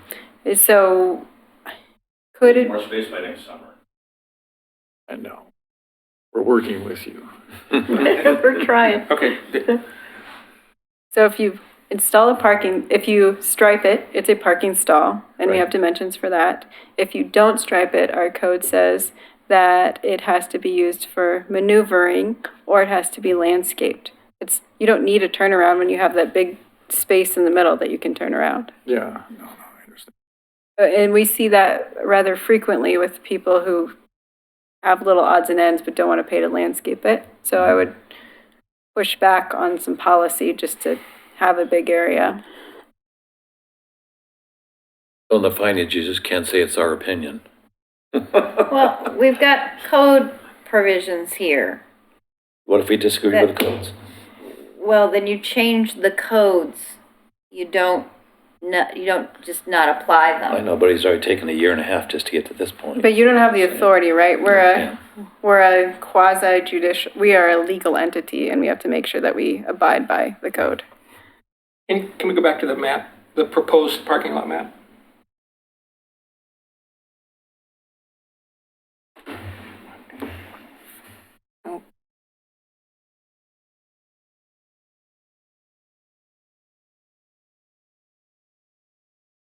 So basically, we're talking about 7 spots.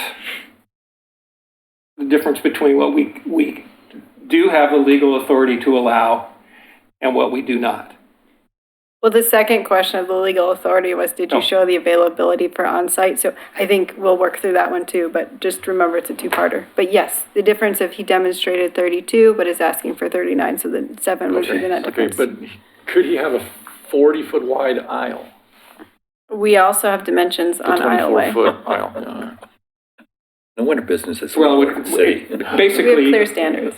basically, if we were to say, if we were to condition it that 32 is allowed, there'd have to be additional landscaping put in where 7 of these spaces are now. I believe so. Unless someone But has another.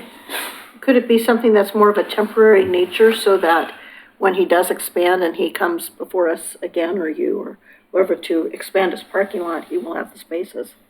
Yeah, would it have to come back here? I don't know what that looks like. So you would be dealing with a provision that says paved areas need to be landscaped if they're not used for maneuvering, and you don't need them for maneuvering. So I don't know how to make that finding. If you just put up some temporary thing, because, Or just grass, a doggy walking area? That's what I said. Yeah. Dog play. yeah, if you don't install the stall, if you don't build if you only build 32 stalls and install grass, then you can install grass, that would be fine. But you would just have to do a pavement and actually install grass. And then come back with, with the building expansion, with the justification for the additional spaces. And that would be another planning commission, And then- right, and then because the- you're over. Right, well, it will be anyway. And more fees It to will them. be because you're expanding the building. Right, Well, but we could do that as a type 2. okay. Okay. Okay, so can we go back to the 2 conditions that were not approved then?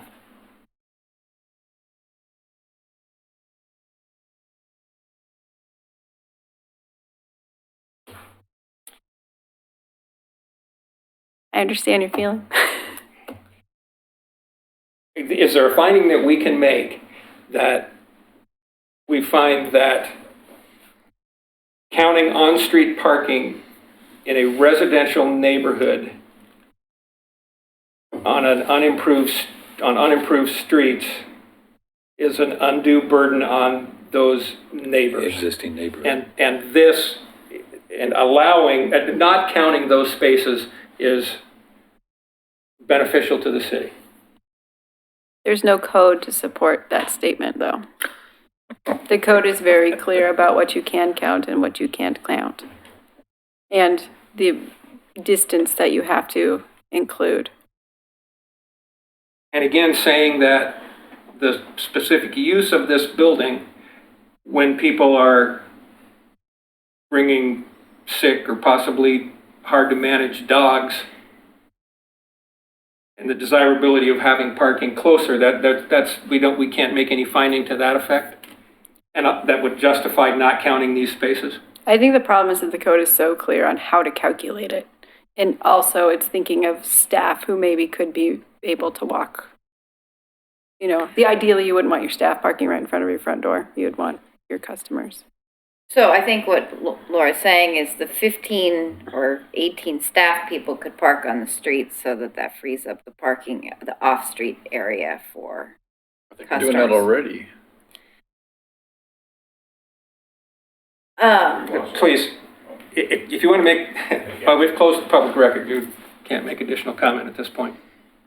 I mean, I think the problem is that there's language in the standard that says the applicant must show. I mean, the applicant must show that there's no, and I think that we could maybe make an interpretation that available on-street parking does not include under-improved streets. Whether or not it doesn't include residential streets, I'm not sure that would find support in the code. But even if it could, the applicant hasn't counted everything that is improved. I don't think. Do all businesses have to count street parking? Every type of business? Are there any businesses that don't If they count want street to parking? exceed. They don't have to, no. What type of businesses don't? All downtown. If you, what the code says, if you want to build more than the maximum, you have to count some percentage of on-street. And there's You no have to show there's no businesses exempt from availability. that. There's no business model exempt from that. If you want to exceed the Grocery standard. stores have to count street parking. Everybody counts street parking. And if you want to go below your minimums, you also have to show on-street, on-street parking is doing. There's a Do relationship in our schools have to code. count street parking? Nobody has to count on-street parking. It's only when you go over your maximum, you have to start looking at it. So if a school applied for going over the maximum, the school would have to apply, CCC would have to apply for, would have to look at street parking. Yeah, it's broad. This applies to all uses that want to go over the maximum, That right? is extremely broad. So do you have to have findings to make it applicable to a code because of a future lawsuit potential? Yeah, right. So is he going to sue us if we Is it have, a Yeah, it has to be litigation issue? that we didn't? Or Yeah, is that's it what I'm wondering. other Well, I mean, people is he hop gonna on sue this? us for a taking? Because he, can't build parking? No, I think mean, the in the answer is fut- no. No, I mean in the future. Is there some risk to the city that if it doesn't apply the code here in this circumstance and applies the code with That's what regard I'm to saying. other property owners, that's a problem. We have to, we have to apply, I mean, we try to, within some parameters, apply the code evenly and with the same sort of regulatory strictness in every circumstance. And if we weren't to do that in this case, that would potentially put the city at some risk. Right, There will always be a next applicant who wants to do something similar. right. But he would have to prove that his situation is the same as this one. There's Well- not evidence in the record showing the need or that the study was done and that there's not availability. That's the problem. It's not, I mean, I don't think that staff's study is necessarily, I mean, of Google Aerial is, you know, Yeah, I a think very, I mean, That wouldn't hold up in court, well, it's, because we don't even know what type of data was, or what data there's we lots, did. there's all lots there of is. reasons why it wouldn't be the best evidence. No. I mean, and I'm not sure that, I mean, your evidence of walking there. the streets It's busy. and, you know, your experience counters that. But we still don't study. have a study that complies with this requirement in the first place. So it's difficult for me to see how we're going to get a finding. We can interpret the standard differently, but we need a study that applies that different standard. And we don't have a study. So did you say earlier that he could appeal this to the Supreme Court of the City Commission? Just not add anything else into it? And I have a feeling the City Commission is more pro-business than these codes and all that. Even though they'd have to follow codes, they also want, that they're trying to get an economic development officer. They're trying to do all this stuff to build business. I have a feeling the City Commission would approve them. and I want to be clear that this is the code and we're in a legal proceeding. It's not that we're pro or against business. We right. love I know, all our I know. businesses and Is we're the so city excited considered to be legal? thriving. Do they have that same That's a thing good read? question. Yes, they have to apply the same code, they will have to apply the same standards. So they couldn't And just we throw it out will- the window and say. No, and we will say this, Bill or I will say the same thing, is that we have to make findings that these standards are satisfied if we're going to approve this request. And we're trying to identify a strategy to get from here to there. And I mean, I can see a strategy for 32 spaces, but that doesn't solve this on-street evidentiary hole. And that would prohibit us from approving 32. Yes, because Because we still have a to- problem with, we have to fix both We of have to these. show that there's no on-street capacity. I know a nice space in Canby. Sorry. What would it take to exempt them from the on-street requirement? Anything? Changing the code? Changing the code. And how about changing the 600 feet? Yeah, if you could change the code to whatever. I mean, I think we all agree this is kind of clunky as it applies to Right. maximum anyway. It's really written for minimum, but. And what would it take to get some kind of a definition as to what a veterinary clinic needs since there is no. Well, but that's not, I mean, we've anything we can accept, we are willing to go with 32 based on what their study shows, but that doesn't change the question about whether or not these 32 spaces could be on street or not. So what if we just did outright deny this tonight?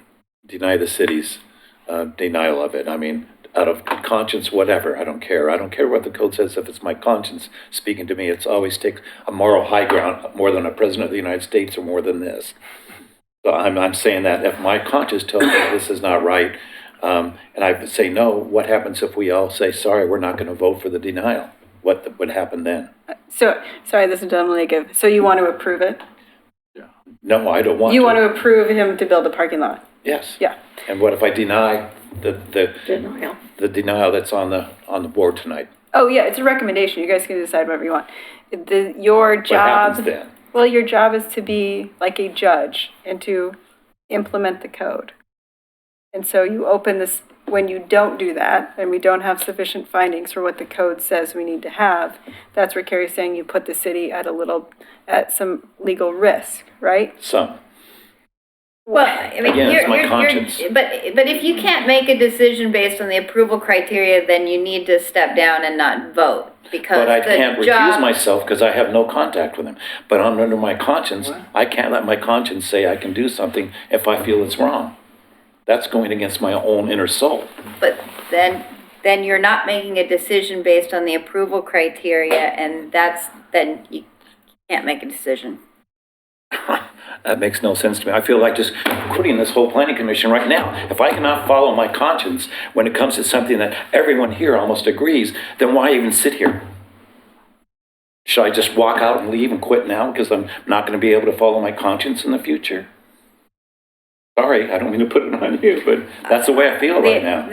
I appreciate that, but the job that the planning commission is charged with doing is applying the applicable approval criteria. But we all agree it's wrong.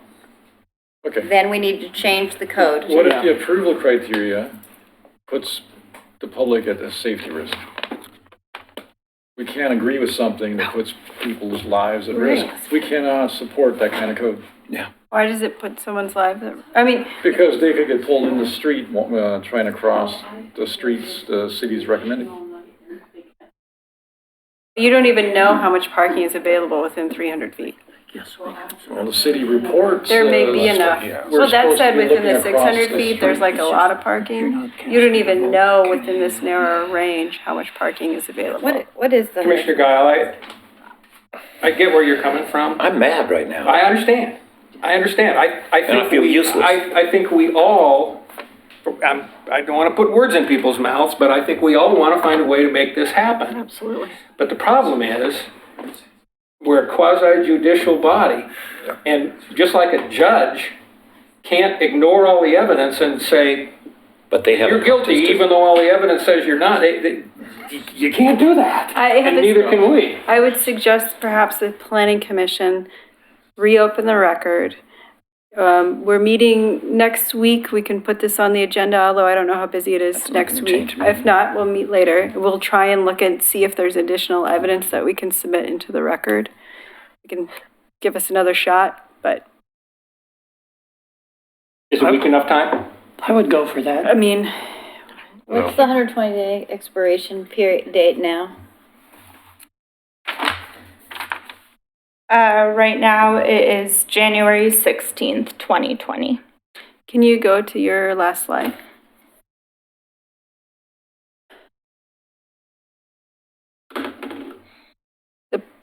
The problem is we're doing only one meeting in December, so the next one would be December 18th. Is the next, planning commission meeting? Yeah, you can't get an appeal in because When is the city commission gonna meet in January? They're canceling the first one, so it's really the third Monday of the month. Oh, no, sorry, yes. Third Wednesday? Yeah, I believe so. Then that's after the 16th. That's the 15th, but we need the 2-week appeal period after, so we would. Well, I know, but we could assume that the applicant's going to appeal and do notice, you know, in the event that it's necessary. So we could do the notice more quickly, but we're still not gonna have enough time for a meeting. What'd you say in January, the date was, the 120? January 16th? 16th. Okay, so we can get on January 15th. If we made a decision December 16th, there would be a 2-week appeal period, which would land us December 30th. And then we would have a little over a weekish to write a report. And What can change and by the next meeting? What can you find different that you couldn't find tonight? you have a lack of evidence problem. The applicant could submit additional evidence. We could, I don't know right now, but your Yeah. problem is a lack of Over the week. evidence. Are those usable? So if I disagree still, I should not even show up for the meeting then, because I'll still say no. Deny the city's denial. Okay, If somebody was asking me, it sounds like we can make that work. But she has nothing to go on. Right. But the approval criteria will still be the same. But she has nothing. She said she doubts if she can find anything. So we're just delaying the inevitable. Feels like it. And again, I don't even have a dog. so what you're suggesting is we reopen the record. That would give the applicant the opportunity to provide additional information. Well, and allow staff to look at this undersized road issue and collect a little bit more information about sort of where we might interpret the off-street requirement to narrow it based on either the use or the circumstances of the roads surrounding this facility.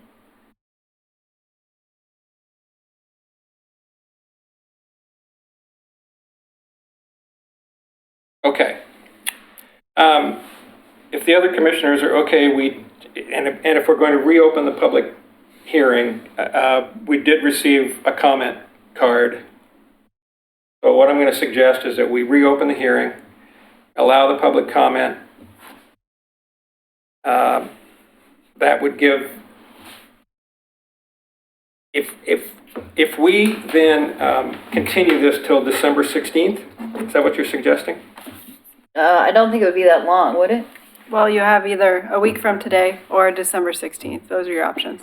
Well, it doesn't seem to me a week from today is going to be enough for anybody enough time for anybody to do anything with. December 16th would certainly provide more time. Okay. And would the applicant need to, if we reopen the public record and leave it open, then the applicant would be free to add additional information if he cares to? Correct. Everybody understand where we're going? Yeah. You're okay with that? Okay, I'm going to reopen the public record and call up Elizabeth Grazer Lindsay.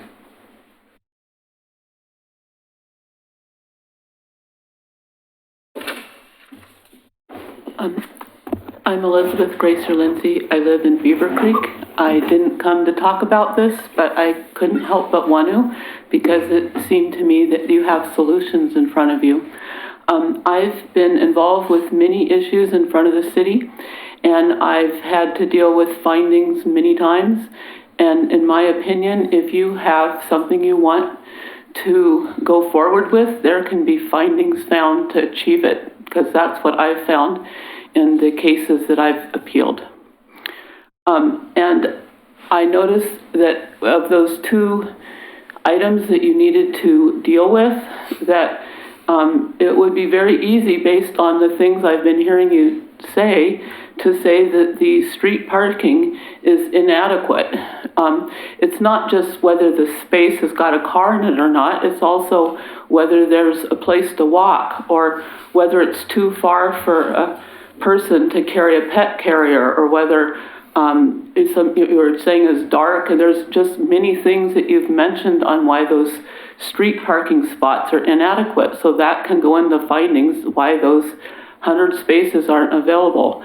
And I was thinking, if he has quite a few elderly people who work there, probably quite a few of them have disabled permits, and he probably doesn't have enough space to have enough disabled spots. I was also thinking that he's mentioned that he's in the process of trying to enlarge the size of the clinic and add to it, and that addition justifies having the 7 additional spots when you consider that the street parking isn't available in this case. I think that you should ask your staff to use the existing information and write findings that justify the obvious situation. Thank you. Thank you. The other thing is, Elizabeth, just in comment to that, I think he's already stated to us that because of the city's fees and everything else the city puts him through, he's not planning on extending his building any further. The next step is retirement, probably. I think I heard that. Mr. Milne, Dr. Milne, if you'd care to come forward, you can have an opportunity to respond to what Ms. Fraser-Lindsay said. Not quite, just because it's so expensive, I want to do it in 2 stages. You pointed out very early on, if I don't get a parking lot, I can't expand the building. It'd be crazy to spend the tons of money and time to engineer the building and find out I don't get to the parking lot. So you need some kind of assurance that you get the parking lot. Right. I had to buy the property. I had to sticking by a piece of property because... Sorry, I didn't mean to retire you before your time. Good on, you haven't retired. Okay, thank you. So I guess that's what he's looking for, some assurance that he would be granted the parking lot at a later date. Otherwise, he expands and doesn't have a place for his customers or his employees to park. Can we give him that? There's assurance using the min and the maximums in our code. If you're saying the min and the maximums in our code don't apply, Are we going to? He always gets the assurance of our code. He still code. doesn't need the parking lot. What's that? He doesn't want to add on to the building, then to just find out later that we say, hey, we looked at Google Maps, there's parking in the street, you still don't need the parking lot. That's why our code offers the min and the max, so property owners have that assurance to know that they can have that number of off-street parking stalls. I'm not sure that helps. So if he were to expand the building footprint, he would get additional parking spaces allocated. How many square feet? And the land use approval to determine how many parking spaces he would get would come at the time that he sought review for the expansion. Right. So Do we he's know not the going size? to engineer the expansion until he gets the land use approval. We can't take that into account No, we today, can't. though, because No. there's no No, proposal right. for us. Yeah, unless you had a consider master that at all. plan, in which a master plan, you could preload all the parking, knowing that a second phase was coming, but that's not what Right. you have before you. I mean, a reasonable person can consider that, but we can't. I have room to add another 3,000 square feet, which would make my parking lot now legal. That would give me 21 parking spaces, which is what I have now. So I would still be in violation if I had Still wouldn't help. and it wouldn't help in the least little bit. You'd still need an adjustment. Yeah, but we can't give him an adjustment. Do you guys not have any provisions to look into the future at all? Apparently not. The 32 parking space thing is what I need today, or maybe it's what I needed last month. I don't know if you guys have built anything before, but it's a 2-year process. It's a 3-week process to build, but it's a 2-year process to get there. Yeah. I started this back in 2018, and my needs now are so much greater than that. By the time I get this done, the parking lot will be failed again. And you can't have me come in here and say, this is what I need today, so that's what you're gonna let me build. That just doesn't work. So it's, Perhaps you can talk about how your needs are changing and how that would change the number of parking stalls. okay, so I brought up before, historically, we've grown between 10 and 20% a year, depending on whether we're in a recession or not. And the last bunch of years, it's been about 20% a year. This town is exploding. I'm sure you guys are aware that it's growing like crazy. I expect to have 20% more clients next year. I desperately need to somehow add another doctor and 2 technicians, which brings in another 100 new clients a month. That's just to keep up with the people who have to get in. Right now, we're running like mad, double booked, just to take care of the sick animals. I need to bring in more people to take care of the demand. That's not even trying to bring in more business. That's just to meet it. And I know for a fact that think this is a slow period of time, and about April, all hell breaks loose, and it will be busy, busy, busy until it starts raining again in the fall. And you know, I get half again the business during that period of time. I don't get a steady flow year round. It's driven by weather and fleas and all that good stuff. Trips to the park and. Can we use his historical trends on business?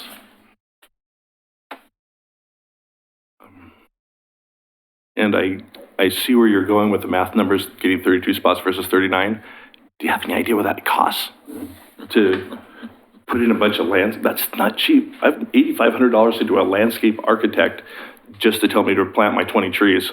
Right. I'm a farm boy. I can plant 20 trees. Give me a list of what I need to plant. I can plant them. I don't need to pay $8,500 for that. And she's not done yet. You want to bring her back. The last revision, we moved the sidewalk, was a $2,200 revision just because they gave us bad information in the first meeting. I don't know how you guys pay for engineering, but that stuff's expensive. But could some of the lot stay unimproved?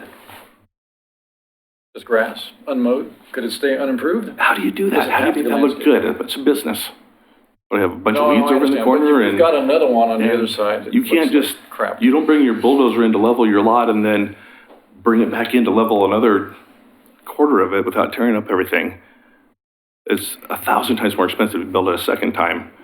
And a bunch of years ago, I got a speeding ticket, and I was sitting in court, and the guy in front of me had passed the car. So they were going 50 miles an hour, and he sped up to 65 to pass his car. Safest thing in the world for him to get around the car quick. And the judge said, sorry, that's the letter of the law. You go over 55 miles an hour, so take it. And I was thinking, you moron, that's the reason you're a judge rather than having a computer do this. If you're just going to not interpret the meaning of the laws, you're worthless. A judge who cannot say, yes, in this situation, it was best for you to go 65 miles an hour to get around that car. You got around quickly, you didn't kill anybody by being in the wrong lane. That's what you guys are here for. It's not, yes, I totally understand your point of view, where if you make a decision today, the next person coming in says, well, what about Milner Vet? They did it this way. But you cannot write laws to fit every situation. It's impossible. That's why we have these boards, these commissions. We only have so much discretion, though. We're bound by a code. Are you? And why? Is that precedence, or is that? Apparently, we're not even allowed to have a conscience anymore, or we'd be reasonable. Right, and that's. Yeah, worry about people hit by cars. I don't know. That's all political philosophy, but thank you. Here for that. It sounds like you got more information related to the number of stalls. That is helpful. Sorry, say that again? Sounds like you got more information related to the number of stalls that is needed. With Based on the busy season. Based on business growth? trends. And the busy times of year. Might work now, but 6 months from now, you may have much more demand. So we're still struggling on the availability of on-street. If you wanted to do a continuance, we could start to analyze what it is, given what we've heard regarding which streets shouldn't count. It's better than I don't know that nothing. we have much else. We've got. Okay, so we would need a motion to continue until December 16th. That'll give the applicant to provide, the opportunity to provide additional information if you care to. Knowing what the two issues are that we're faced with, and for staff to hopefully help us with findings to make this happen as best we can.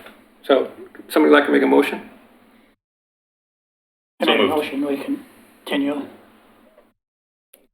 Until, till December 16th, was that right? Diliana, do we need the 16th? We can't do next week, right? think so. Okay. Yep, December 16th. and the record will stay open until that time.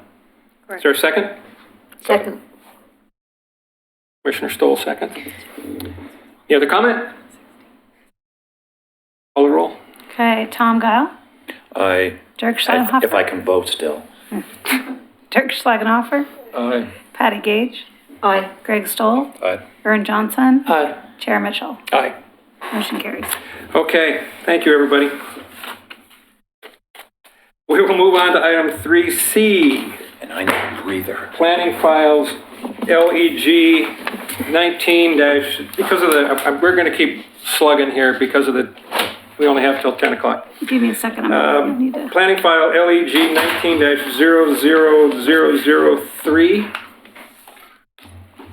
If I'm correct, the public record is still open, as we continued it the last time. It is, and this is a legislative matter, so you don't need to ask about ex parte contacts. You just move right into staff report if you're Great. ready. Okay, staff report. Oh, just 1 second. I gotta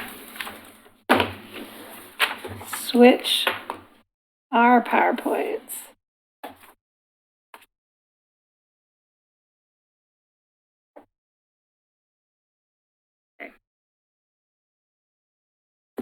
Thank you, Chair Mitchell. I will try to concentrate on the pertinent and important questions I'm asking this evening, so I may move quickly through some sections that I don't think I need much recommendation or direction on, but please stop me if you want to talk about it further.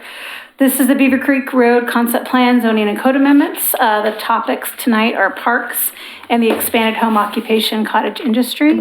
As you know, we are taking each planning commission hearing and kind of looking at a couple of topics a week. And at some point, the Planning Commission will come up with a recommendation to the City Commission, and a package will move forward, both code amendments for development code, as well as the zoning of the properties inside the city limits that are also in the concept plan boundary, as well as new comprehensive plan designations all the way out to the urban growth boundary. So these were the two topics that were identified. Real quickly, at the October 10th meeting, I believe, or 14th, the Planning Commission reviewed our parks and open space, and there were kind of two outstanding issues there were a couple outstanding items. One, in October, the Planning Commission made a recommendation that the conservation area located near Thimble Creek should be added as a city park, as well as looking at what are the specific park descriptions that should be added to the park's master plan. So there's some specific recommendations of park characteristics, and those would be added to the park's master plan and provide guidance when these parks are developed. So real quickly, we have the linear park element. You'll see to the left, there's still some to be determined. The Parks and Rec Advisory Committee hasn't had a chance to meet yet. So I hope to meet with them in November and get you this recommendation in December, so to turn the TBDs into actual metrics. This is that Pearl and Spring approach. The second is a Thimble Creek Conservation Area that has now been added to the code amendments. I'm going to pass this along. What has also been added is a look that was requested by Chair Mitchell, that the 8 acres that were identified in the acquisition code was just for the linear park. And so just additional park acquisition acreage needed to be added for the Thimble Creek Conservation Area. So in the walk-on code amendments that you have, there was a one sentence added that identified the Thimble Creek Conservation Area would be at a minimum of 70 acres. And if you recall, the Thimble Creek Conservation Area is the area that is up the hill past the natural resource overlay stream buffer, but before the 490-foot elevation. And so that is about 150 acres. So about half of that is about 70 acres. And so right now staff is recommending that exaction be done at the time of development application that is abutting, like a subdivision application that is abutting this property. So that is 70 acres, which is identified now as a line item in the Parks Acquisition Code language. The trail corridor has also been identified, but no changes are proposed as part of this hearing this evening. So kind of the outstanding issues related to parks. Tonight, we included the Thimble Creek Conservation Area element into the acquisition code with the identified acreage. Either November or December, the Parks and Rec Advisory Committee will hopefully get to the recommendation of the park elements to the Planning Commission. And that will either be added as just as part of the Parks Master Plan or potentially integrated into the code amendments. Not too sure. We're still working on the details of that. And the last thing that was not available for this evening, and we're still working on at staff level, is you look at the way our code is written for park acquisition. You have the ability to acquire the property if the park is on your property. But we also are saying that residential property that are not part of the location of the parks and employment land do have a part to play to add, to say that they will pay into this process to acquire and build parks. We're not looking at a full additional STC to build the park, but we're trying to see what a fair proportional inclusion would be. So we don't have that specific number this evening. So by the time we get to this again in front of you, I hope to have additional language to show what would be a proportional share for employment and residential lands to pay in to this acquisition and construction process, but that is proportional to whatever the application is. So it could be square footage, could be divided by use of the different employment uses. It could be a specific number. We're still working on that proposal, and we'll come back to you with our recommendation. So Before you leave parks, I just want to make sure the calculation, the 8 acres per 1,000 feet, that formula didn't change. Nope, and that is for the And linear it's park. Only for the Pearl and String part, and the 70 acres minimum of the other is Correct. over and above. Yeah. Perfect. So we have land to acquire, but now the question is, everybody else gets to experience and benefit from the parks. What's their role in the acquisition and construction of the parks? And we're going to come back with you with that. Great, thank you. The other item this evening that I'm returning back to the Planning Commission is the discussion of cottage industry or expanded home occupation. They're kind of can be used interchangeably. Last meeting in October, we went through an analysis based on our existing city home occupation code and how the Beaver Creek concept plan area would be different. And so this is what I heard from our conversation, that you do want to have some additional opportunities for retail, maybe part of incidental to service, and I'll talk about that a little bit later about kind of staff's need some more direction on that item. Outdoor storage, continued no, as well as the home occupation. Parking commercial vehicles, there was a discussion about allowing additional opportunities to park commercial vehicles. Definitely items over 10,000 pounds, but below 26,000 pounds, and there'll be a future slide that looks at the categorization of that. Work performed outdoors, continued with the home occupation requirements for no. Off-site employees, there was some direction by the Planning Commission that you want some ability to have some off-site employees. Have them come not too early, not too late, and have not too many of them. So we'll go over staff's recommendation of what staff interpreted that to be. And the last one was more than 50% of the site used for business, and you again recommended no and keeping the existing home occupation code for that. So what came out of this, and then real quickly, this won't be adopted by code, but it's a nice vehicle classification that helped me.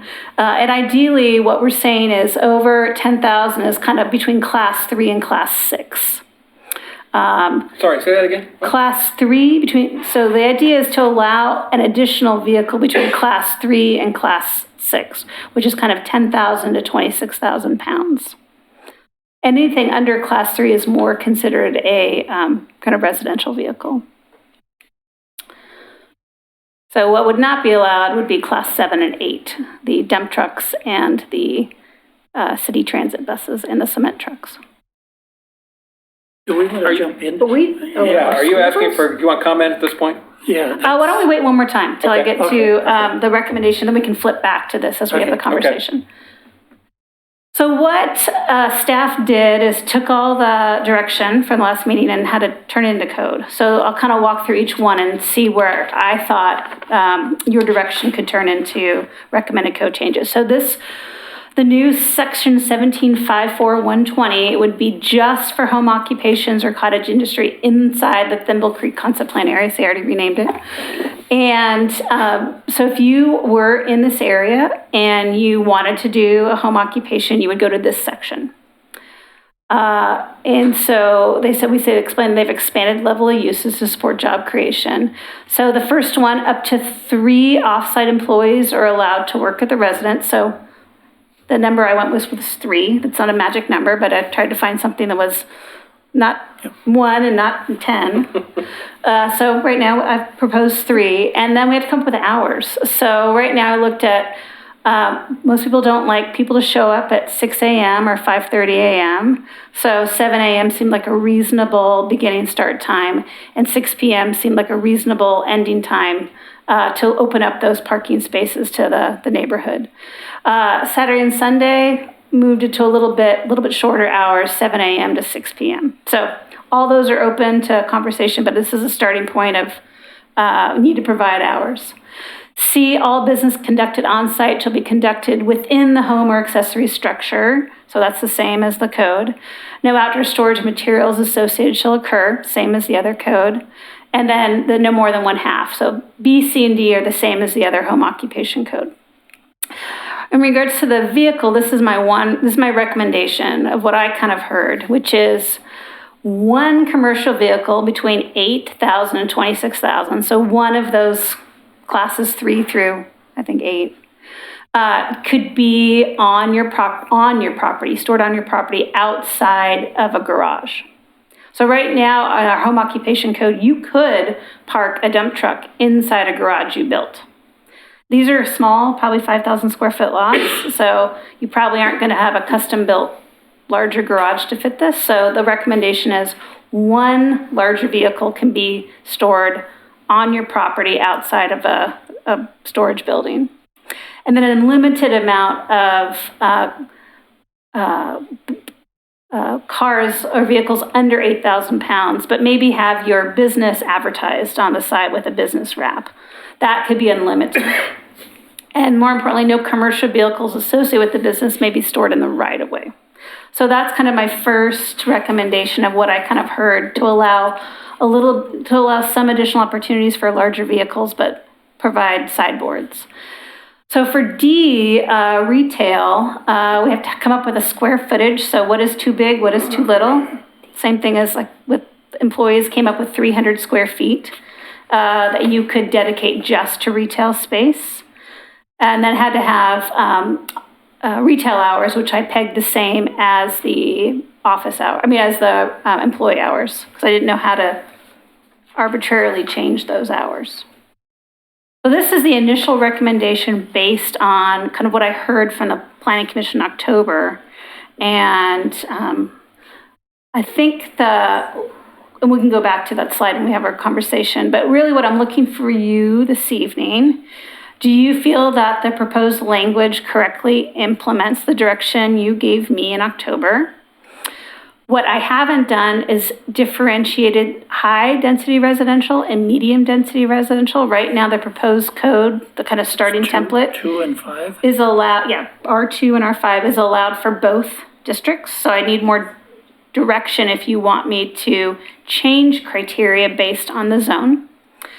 And finally, if retail sales is correctly categorized, right now we talk about sales incidental to service, but I can tell you right now, it's going to be really hard to do code enforcement and make determinations of what is and what is not incidental to service. It's a tricky thing because it is a bit subjective.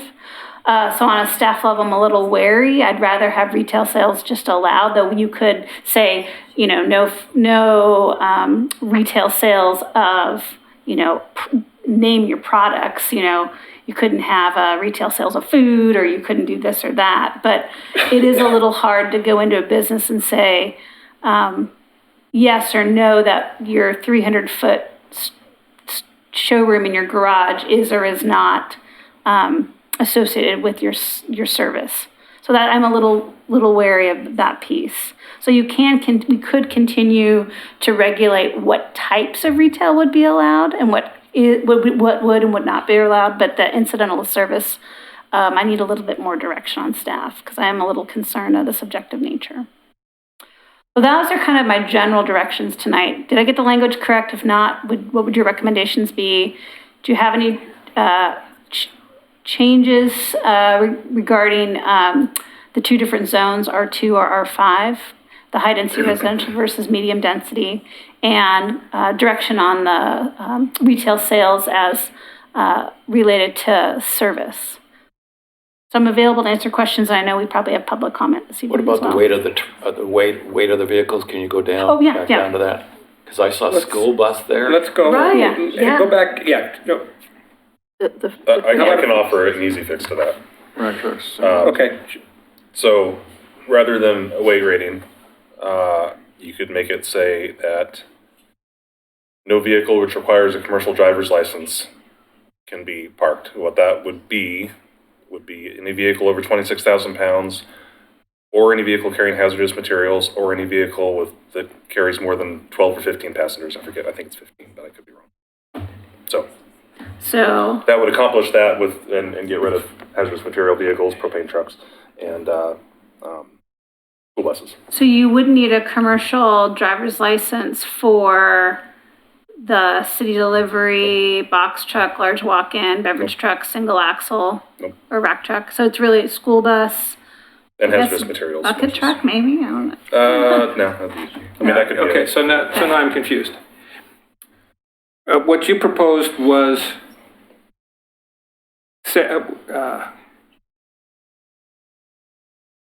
where'd it go? I think everything but It's seven. We all There we got go. lost. Yeah. 8,026. Okay. You get Go back to one, back to the chart for a second. So right now I say you get one. I think what Commissioner Stoll is saying is that's still fine, but put the additional condition that one that does not, of this category, that does not require a commercial driver's license. Well, you wouldn't even have to put in the 26,000 You because wouldn't? anything over 26,000 automatically Requires. requires it. And then a couple of these below, so just anything that does not require a commercial driver's license. Over 8,000 pounds. Over 8,000 pounds, you get one of them.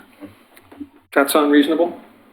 It eliminates a couple of kind of You can still do a undesirable things furniture like truck, right? hazardous material. Say that again? You can still do a furniture truck, Yeah. because that doesn't take a CDL. Yeah, it depends on the weight, but yeah. But you have to store it on your property too. And Right, that's you the have to key store it on is, the Right. you got, if you really want to have a really large, non-commercial truck, you got to keep it on your property at all times. You can't be storing it on the right of way. Are we Yeah. specifying where you can park it on your property? No, we're saying you don't have to park it inside a building. Okay, but can you Not park it in your inside the front building, yard? not behind the front of the building, No, we're behind saying- the gate or anything like that. These are 5,000 square foot lots. They're probably parking it in their driveway, just so you know. Could they park in the grass? Before, In their front yard. sure. Doesn't fit in today's garages. No. You can do So that now. right now you say I you can park a have, truck on my front lawn if I want to. yeah. There's no city code against it? No. Right now you say, we say you have to be inside a building.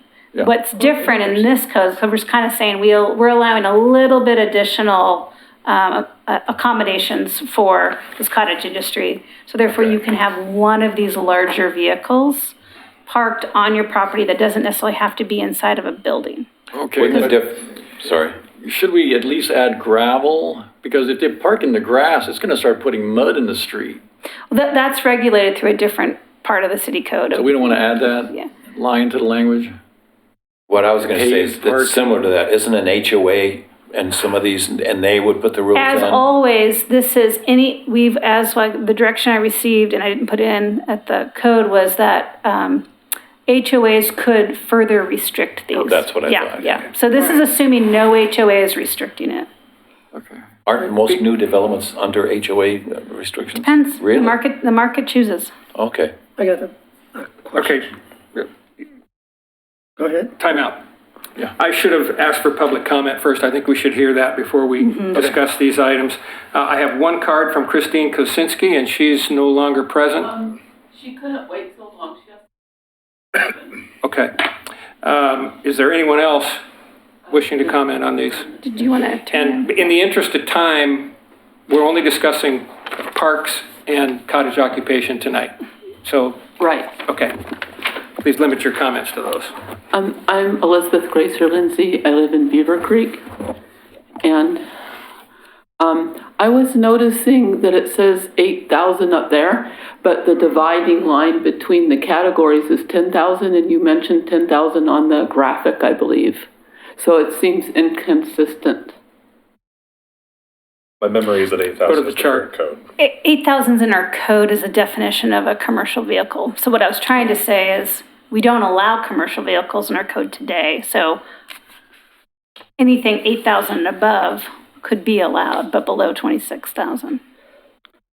Because today it would not be allowed. If you had a 10,000 pound car or vehicle, you would, in today's home occupation code, you would have to put that inside a building.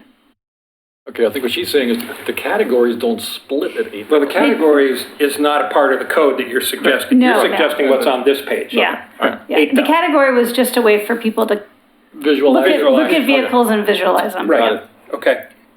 Because our commercial, definition of commercial vehicle starts at 8,000. Are we back there? And my one additional comment is a little bit to the side of this, but we heard several times tonight that the intended property sizes are on the small size, but you actually have the ability to make the property sizes be variable. And I think there's a place, if you're trying to accommodate business of a wide variety of types in the city, to have some of the properties a little bit bigger than what we're hearing about. So I think that would be good to consider so that we can accommodate more types of business, since that's the goal of this area. Thank you. So Christine, we're not limited to just R2 or R5? Well, That no, was those are the choosers. I think what Ms. Grazer Lindsay is referring to is lot averaging options. Right. Could be. Right. Okay.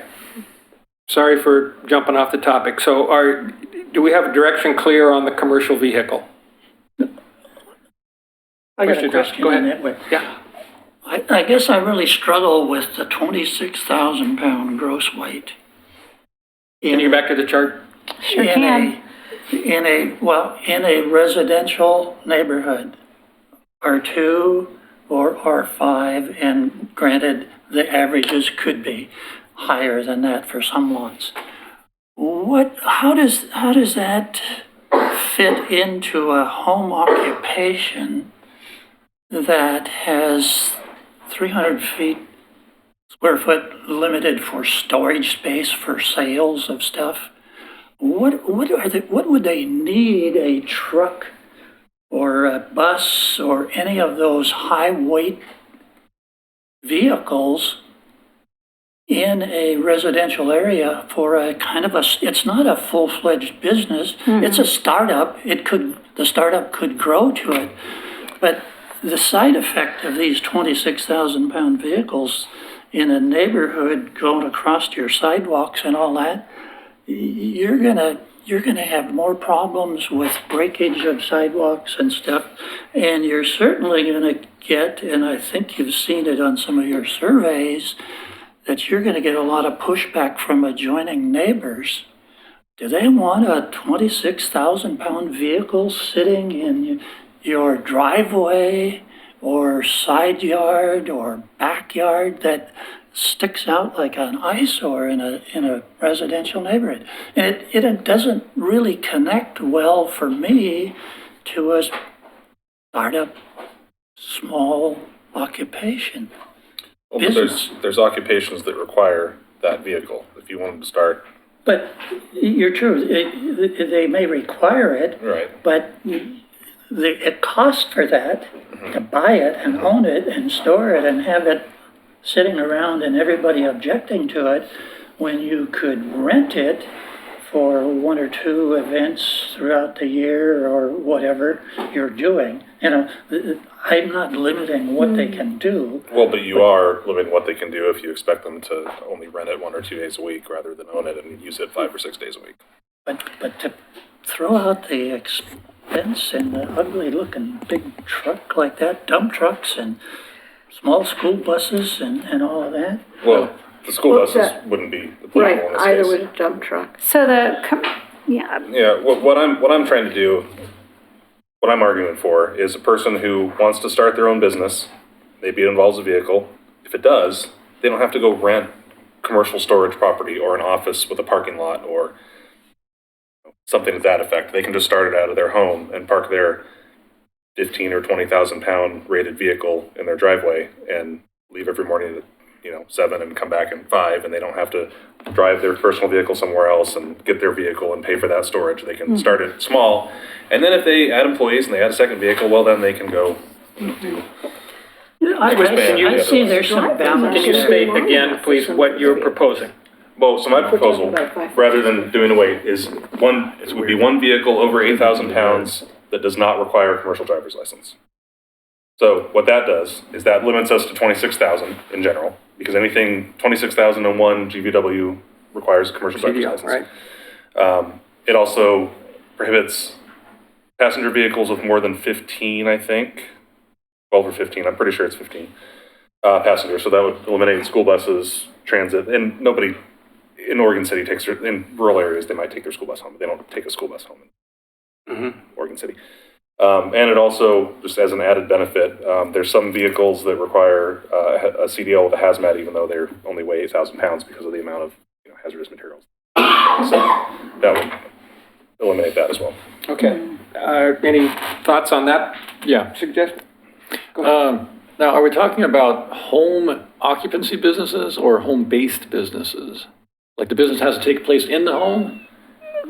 if you have a home occupation license, you're doing some of your business at home. And I think what this is, what Commissioner Stoll is trying to say is, there are some of these larger box trucks or trucks where, like, if you are a plumber who is working out of your house and you're your sole plumber, your truck may be quite large. Yeah, but you're gone all day, you're not working. Right, but you still have Right, to you pay store for it at it when home. you get back Yeah. home, and that is not on the street, that's on your property. Right, so it's, And if your business is, your LLC is registered at your home address, then it's a home-based business, I think. but you don't have to do all your work in the home. Right. You could do none of your work in the home. You If can you're do going out and doing landscape other supply. Yeah. and- It's Yeah. your job truck that you're proposing that you would use That's to right. drive to. Yeah. But doing because, plumbing but wherever. because your home address is the address of the business, it's a home-based business. Yeah, and so today, if you had that business, I'm just gonna say you're a plumber, make up a business, you have a larger truck that's more like 16,000,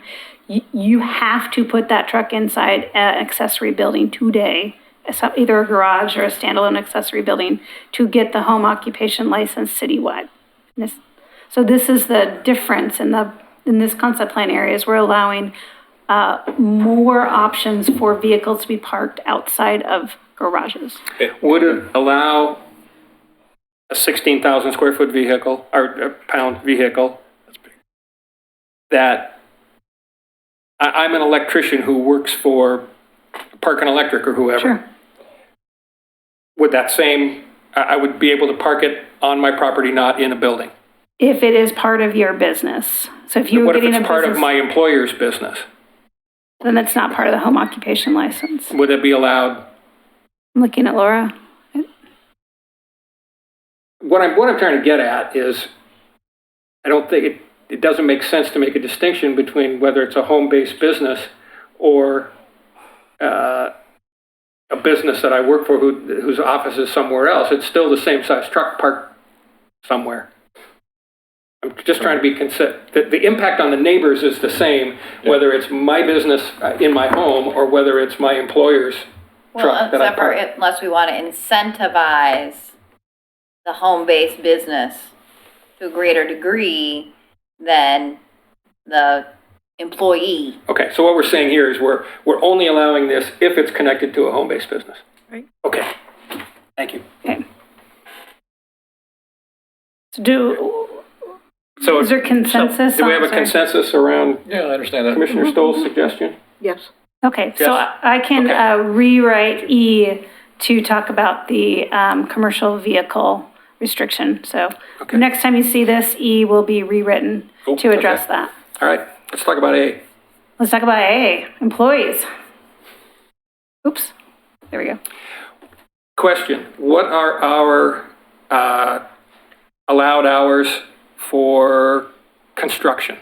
I believe it's 7 a.m. is the I think beginning of I think construction. it might be 7 to 6.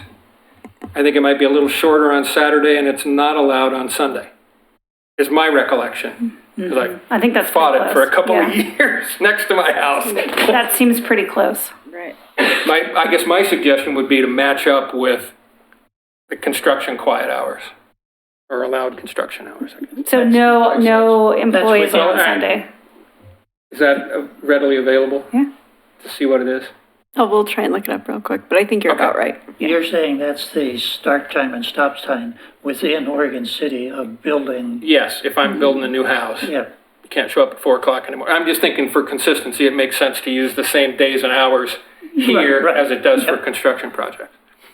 And I don't think it allows Sunday. So let's put that one kind of on hold for a second and move on to B, right? Oh, no, B, C, and D are the same as the other. That's where I Oh. received no change. So it's actually D. Oh, F, I'm sorry. That's me.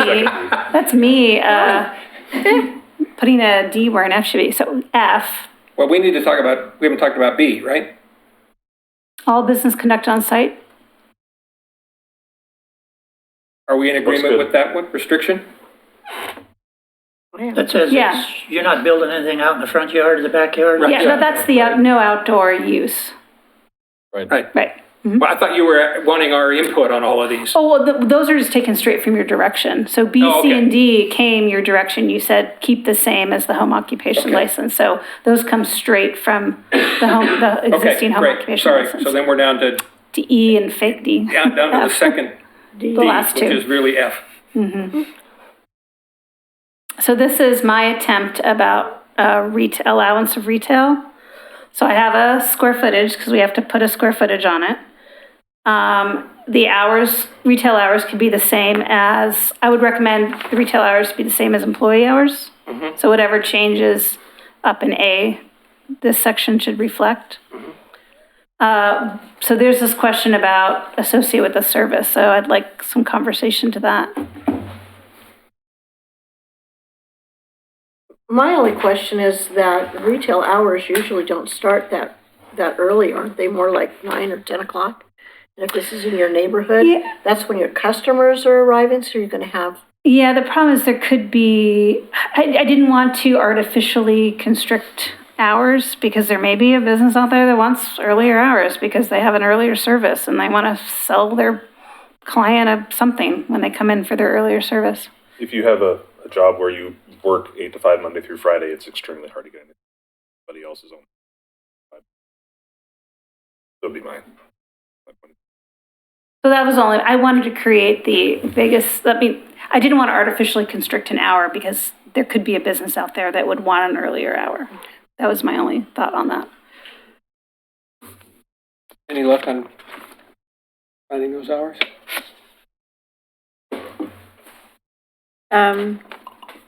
I'm still working on getting you a variety of hours. We have a variety of hours for a variety of different uses.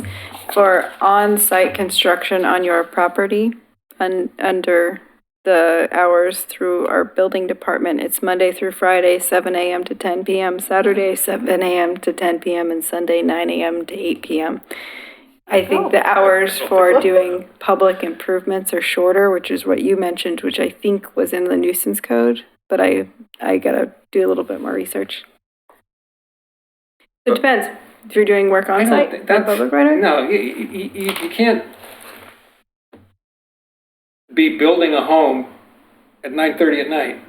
I know that's way later than what our code allows. Right, I'm pretty sure. No, that is, I've done it.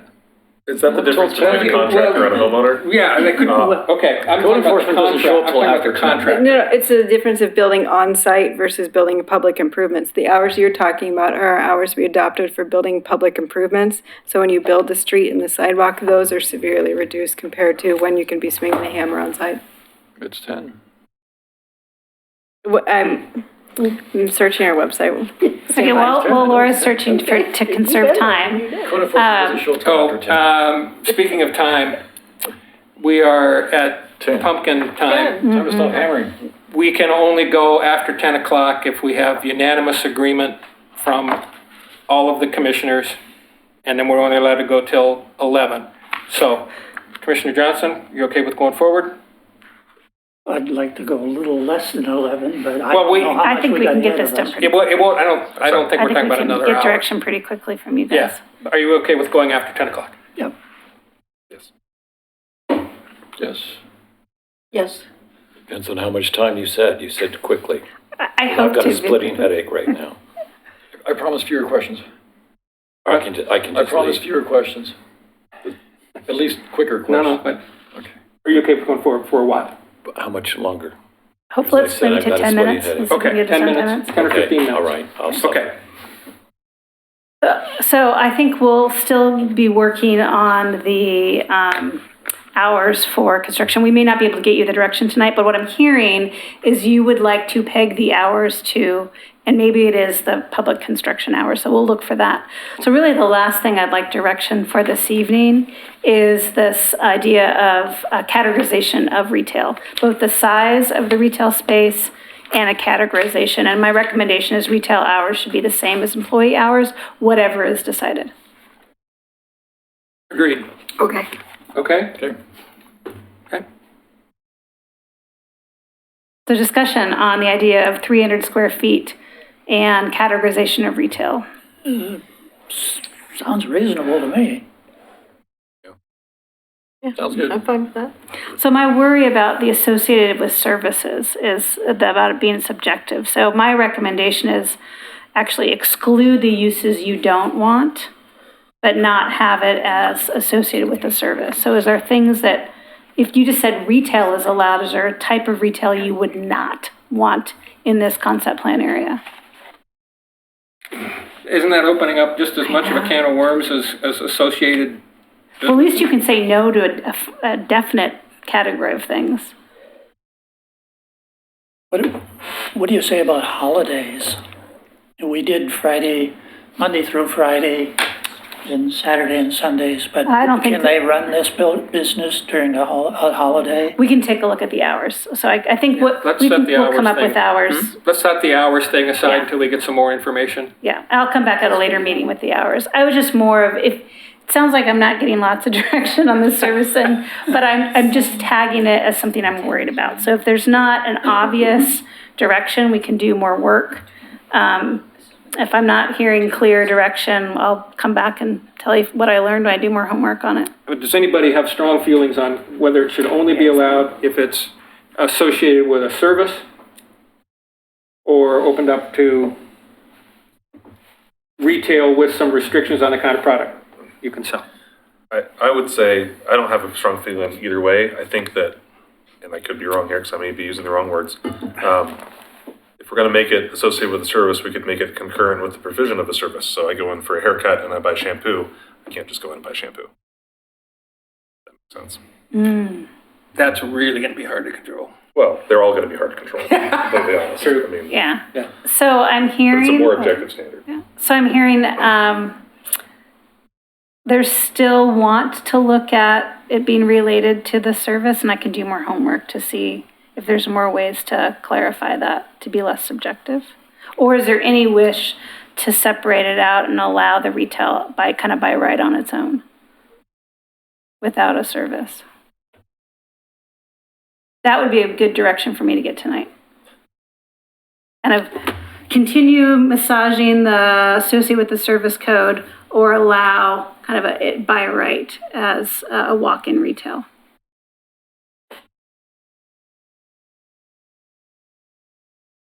I'm good for, I'm good for just open retail, but I'm on the far end of I that am, spectrum. I am so. too. With category restrictions, but not necessarily have to be associated.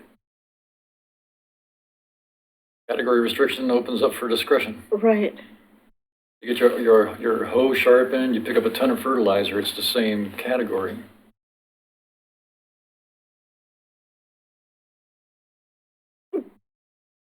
Clear as mud, right? Good Clear luck. as mud. I think it's getting a I little think late. what I'll be able to, I have enough direction that it says I need to do more homework. So I'll do more homework and come back with both hours and any recommendation I have related to this issue. Did you want to talk about R2 versus R5? Yes, actually. Do you see any reason to differentiate, knowing that HOAs and apartment complexes can further restrict this if they want to? My only concern is A and D, which is going to bring people. And there's a difference between, in R5, people going up to my neighbor's door is different than R2 when they're coming down the hallway of the apartment building. Apartments could also be a lot of single-family attached row houses as well. That's True, that's true. I'm just throwing it out there. Yeah. I have a little bit of a problem with on-site, with employees and customers in R2. But I'd like to know what everybody else thinks. Yeah, I agree with that. I think you're gonna be much less likely to have that in R2, just because it's that much smaller. Yeah. And none of this we have control over. It depends on what the customer who buys the house wants, if they want to upgrade. And I don't think you have a very high or large expectation of how many houses in the Beaver Creek concept plan will have home occupation within them. The percentages might be extremely low. Yeah. So it sounds like no need to differentiate. Okay. Coming up next Monday, we're talking transportation, everyone's favorite topic for Beaver Creek Concept Plan. That'll be a fun one. The agenda actually was just posted. So we've encouraged anybody who's interested in transportation to come on Monday. So I do anticipate a fair amount of public comment for that. December 16th, the goal was to kind of itemize the initial recommendation, revisit parks, and I'll add home occupation to this. And then in the new year to have a formal planning commission recommendation. So the December 16th will be more of a policy, like a line item policy direction to make sure we're getting everything right. Kind of spend the December and early January getting all of our code amendments and packaged all nicely and reviewing it again to make sure we're not missing something. I'm sure something's going to come up from, the re-review of everything. And then we'll come back in January for a more official recommendation with a full packet. And that's all I have. Thank you. Communications. Just a reminder that we're having our next meeting a week from today. And then in December, we're going to cancel our December meetings and have a special meeting date on December 16th. And then I just wanted to follow up on regarding the demolition, and if we need to suggest another code amendment to the city commission regarding the validity of a permit. So I'm just following up from earlier in our meeting. Or if we're probably fine how our code is written now, that knowing that we have all of the application has to be done and built within a certain time frame. Well, to me, with the revisions, where we've got some definite time limits on it now, it accomplishes what we needed, which was, it can't get drug out forever. We couldn't go back if there's any other similar situations open right now. I don't know if there are or not, but if there were, we can't go back and undo that anyway, right? It's only going forward. Yeah. Okay. Thank you. One quick thing. Our annual report to the city commission has been moved to December 18th. If there's anything that any of the commissioners want me to mention in that report, I need to know about it next Monday night.